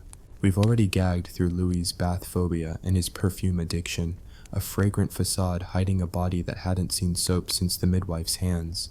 But let's crank the disgust dial to 11 with our third revolting habit, the royal toilet spectacle, where privacy was as mythical as a clean chamber pot. Versailles, that gilded cage Louis built to trap his nobles, was a logistical nightmare for bodily functions. In the 17th century, indoor plumbing was a fantasy, so the palace relied on chamber pots, latrines, and sheer audacity. Louis, ever the showman, turned defecation into a public performance during his daily levee and coucher rituals, where courtiers gathered to watch him rise, dress, and yes, relieve himself. Picture it, the Sun King, perched on a velvet-covered commode, discussing state affairs while nature took its course. The absurdity? This was peak prestige. Only the elite got to witness the royal bowels in action. The pain of survival? No one dared gag or flee lest they lose favor. Imagine holding your breath, your wig itching with lice while your king drops a royal load. Survival at Versailles meant enduring this olfactory assault with a smile. The chamber pot situation was a nightmare of its own. Servants scurried to empty them, but with thousands living in or visiting Versailles, the system was overwhelmed. Pots overflowed, hallways reeked, and courtiers often resorted to relieving themselves in corners or behind tapestries. Historical records note staircases slick with urine, a slippery hazard for silk-clad nobles. The irony bites. Louis spent millions on fountains that gushed water he'd never bathe in, yet his palace was a sewer in disguise. Survival meant dodging puddles of waste while maintaining a courtly beau, all in shoes that cost a peasant's yearly wage. And the health toll. Fecal contamination spread dysentery and typhoid, diseases that didn't spare the aristocracy. Louis himself suffered bouts of diarrhea, likely from tainted food or water, yet his doctors blamed bad air rather than the literal crap underfoot. Comment if you'd rather clean those pots or face the king's commode crowd. Zooming into this scatological chaos, consider the logistics for the court. Nobles packed into cramped apartments shared latrines, if they were lucky. Many used portable stools, their contents dumped into moats or gardens, poisoning the very grounds where courtiers strolled. The pain, constant exposure to pathogens, with no germ theory to guide them. Doctors like Guy Crescent Fagan, Louis's chief physician, prescribed purges and bleedings for digestive woes, often worsening the problem. The absurdity. While Louis's astronomers mapped the heavens, his courtiers navigated a palace where waste was as common as wine. One noble, the Duc de Saint-Simon, wrote of hallways so foul that the odor could knock you down. Survival meant carrying a scented fan, not for fashion, but for defense against the stench. And the king? His fistulas, those agonizing anal sores, made every trip to the commode a public torture, yet he endured, because divine kings don't flinch. Let's pivot to our fourth disgusting habit, Louis's dental disaster, a mouth so foul it could double as a biological weapon. In an age before toothbrushes were common, dental care was a mix of superstition and suffering. Louis's teeth, ravaged by sugar-heavy diets and no brushing, were a rotting ruin by his 40s. Historical accounts describe his breath as a pestilence, forcing couriers to lean back during audiences. The pain? Toothaches that throbbed for days, abscesses that swelled his face, and no Novocaine to ease the agony. The absurdity. His doctors, those same quacks who feared baths, yanked teeth with crude tools, often breaking the jaw or leaving infections. In 1685, a botched extraction left Louis with a hole in his palate, connecting his mouth to his sinus. Imagine wine leaking through your nose at a banquet. Ironic, isn't it? The king who dined on gold plates couldn't chew without wincing, his divine image marred by a gummy grin.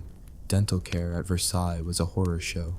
Toothpicks made of quills or silver were the height of sophistication, but they didn't stop decay. Louis's courtiers followed suit, their mouths a gallery of black stumps and pus-filled gums. Sugar, a luxury flaunted at court, was the culprit. Pastries, candied fruits, and syrupy wines turned smiles into nightmares. The pain of survival. Eating was a gamble, every bite risking a cracked tooth or an abscess. The irony, while Louis's chefs crafted culinary masterpieces, his court chewed gingerly, praying not to lose another molar. Barbers doubled as dentists, wielding pliers with no anesthesia, and infections like sepsis were common killers. One noble woman died after a tooth extraction gone wrong, her face swollen to the size of a melon. Louis, ever the trendsetter, popularized wigs to distract from his dental decay, but no powder could hide the stench of his breath. Drop a comment. Would you face a 17th century dentist or stick to Louis's perfume defense? Exploring this oral catastrophe, let's talk diet, because Versailles' feasts were a double-edged sword. Louis loved lavish banquets, tables groaning with game, fish, and sweets, served in rooms where flies buzzed over leftovers. No refrigeration meant food spoiled fast, and the king's love for rich sauces masked the taste of rot. The pain, food poisoning, was a regular guest, with courtiers vomiting between courses. The absurdity. Etiquette demanded you eat with dirty hands, sharing platters in a germ fest of communal dining. Survival meant ignoring the green tinge on your venison, hoping your stomach could handle it.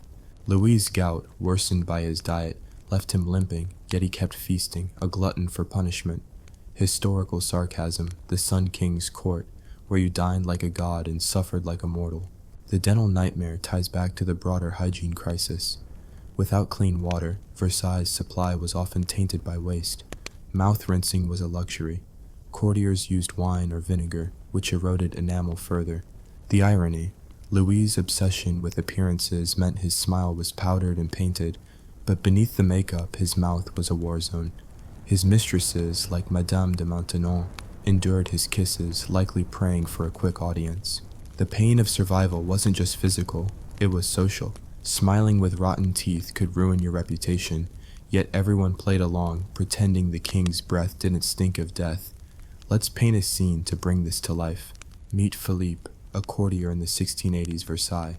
His teeth ache, his gums bleed, but he's at the king's table, nibbling on sugared plums to impress. His wig crawls with lice, his shirt soaked in sweat, and he's just stepped over a puddle of mystery liquid in the hall. The pain, a tooth abscess that keeps him awake, untreated because the barber dentist is drunk. The absurdity, he bows to Louis, whose own breath hits like a punch while discussing war funding. Felipe's survival hinges on enduring this filth, smiling through the agony, and praying he doesn't faint from the palace's stench. His story is Versailles in microcosm, a glittering prison where hygiene was the enemy. The broader context amplifies the horror. Versailles wasn't just a palace, it was a petri dish. With no sanitation system, waste piled up, and diseases like smallpox swept through, killing nobles and servants alike. Louis survived a bout in childhood, his face scarred, but his ego intact. The pain, watching family die, knowing medicine was guesswork. The absurdity, courtiers spent more on wigs than on health, believing divine favor trumped germs. Survival meant navigating this paradox, where splendor masked squalor, and the king's divine aura couldn't hide his mortal decay. As we wrap part 2, Louis' toilet theatrics and dental disasters paint a picture of a court where hygiene was a cruel joke. The pain of survival, disease, infection, agony was matched only by the irony of a king too grand to wash, too proud to chew. Stay tuned for part 3, where we tackle the final disgusting habit and more Versailles nightmares. Comment below, would you rather endure Louis' commode show or his dentist's chair? Subscribe for the next dose of historical grossness. Welcome back to the rancid royal romp through King Louis XIV's hygiene horrors, where Versailles was less a palace and more a glittering cesspit. If you missed parts 1 and 2, go back. You'll need the stomach prep for this. Here's the hook. Imagine a king so divine he dazzled Europe, yet so filthy his court was a walking biohazard. Ready for the third act of absurd, painful, and gag-inducing habits from the Sun King's reign? Buckle up for a sarcastic dive into the muck of 17th century France. Drop a comment. What's the nastiest royal habit you can imagine enduring? Let's plunge into part 3. We've already retched through Louis' bath-dodging dogma, his perfume obsession that masked a multitude of sins, his public potty performances, and a dental disaster that made his breath a weapon of mass repulsion.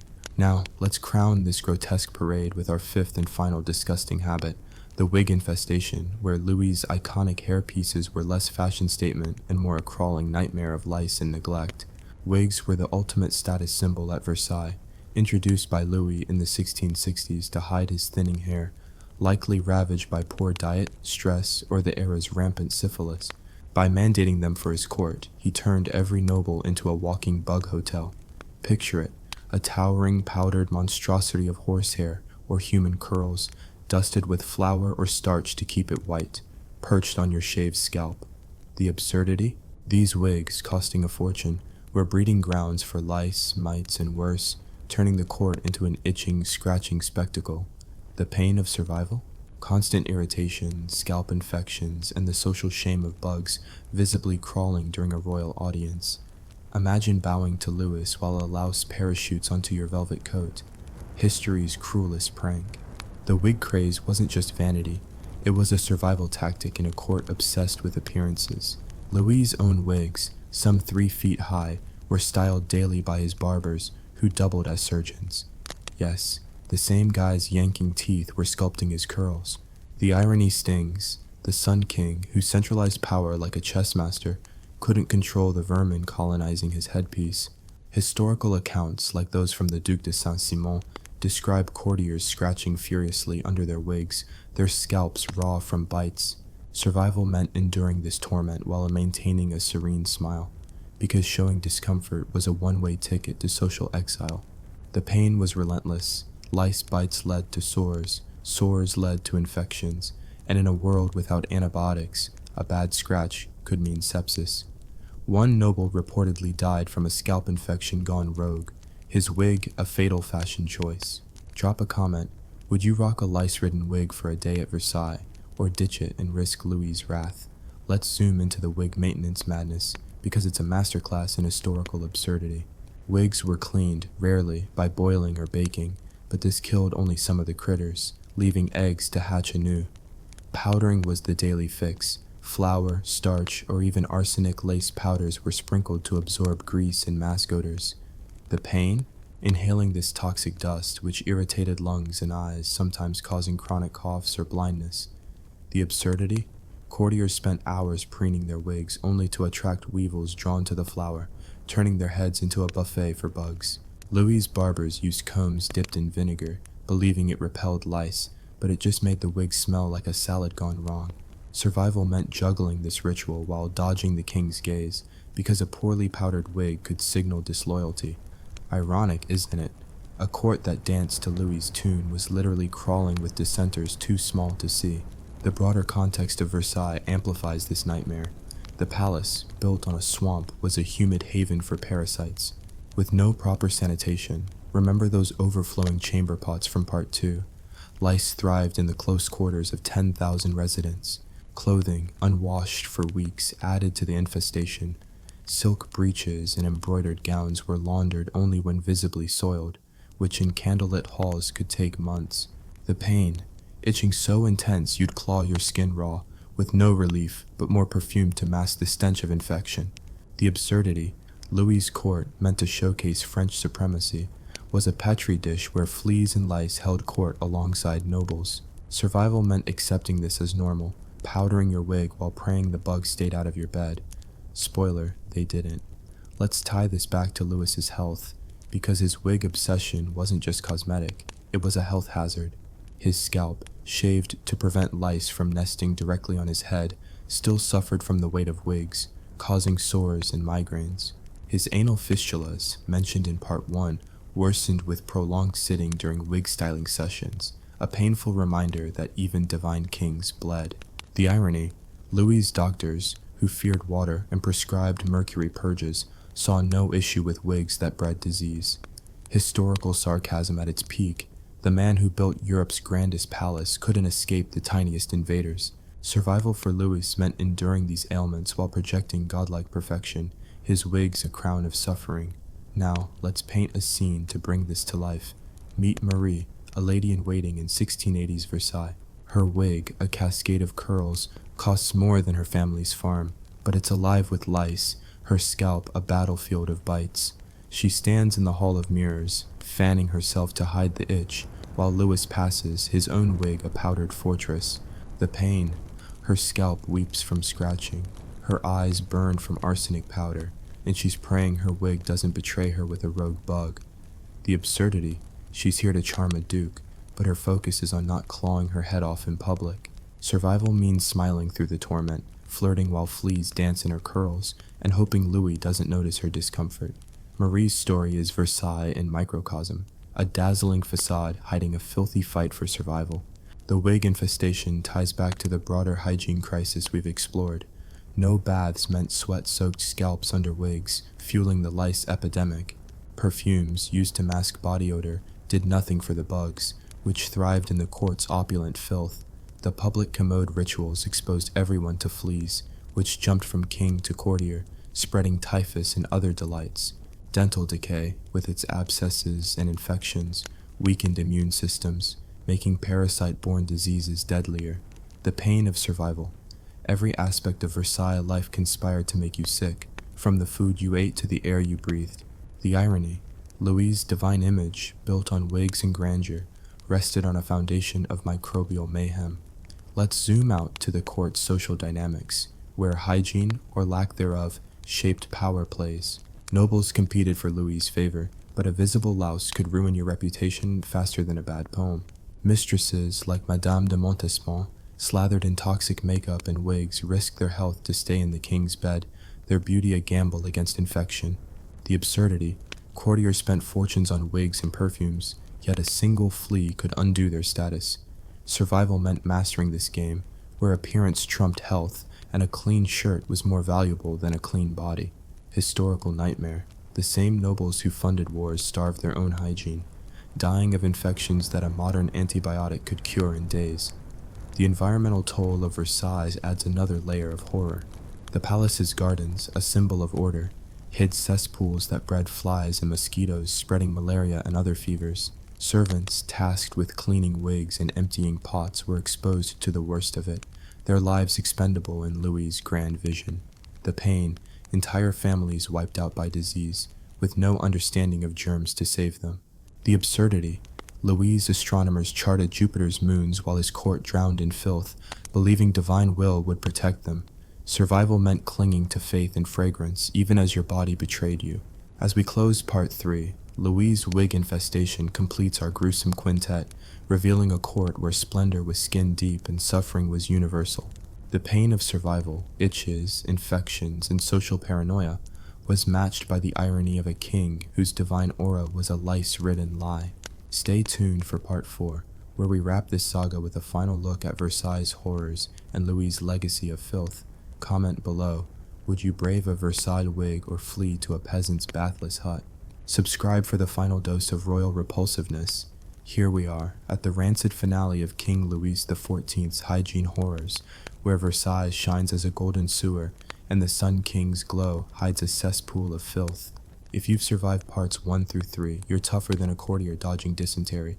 Catch up if you're new, because this saga's about to wrap with a nauseating bang. Here's the hook.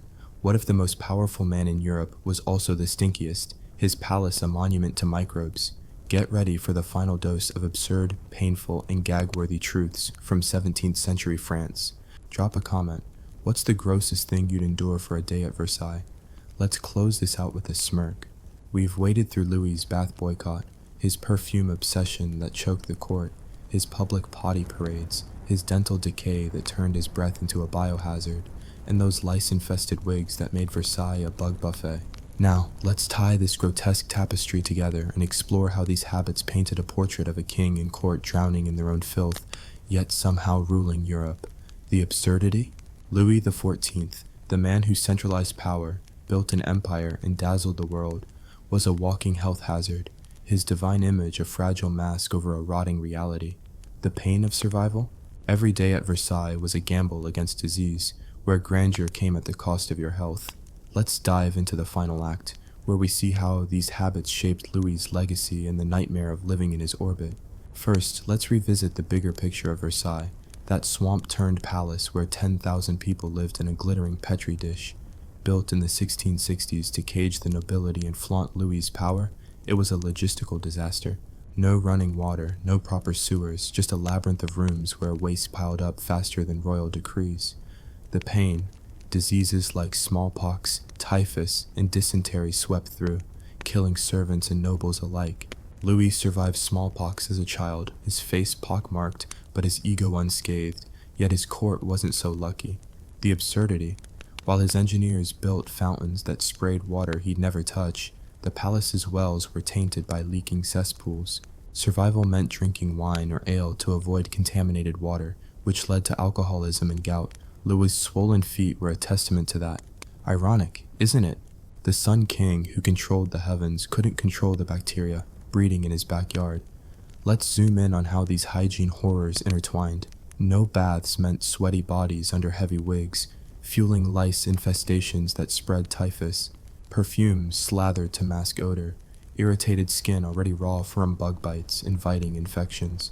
Public commodes exposed everyone to fleas, which carried plague-like diseases, while dental decay weakened immune systems, making every cold a potential death sentence. The pain of survival. Every habit compounded the others, turning Versailles into a death trap dressed in silk. The irony, Louis' obsession with appearances, clean shirts, powdered wigs, scented air, did nothing to stop the invisible killers. Historical sarcasm at its finest. The king who demanded perfection was perfected by parasites, his court a shining example of how to die expensively. Now, let's talk about the social fallout, because hygiene wasn't just personal, it was political. At Versailles, your smell, your smile, or a rogue louse could make or break your career.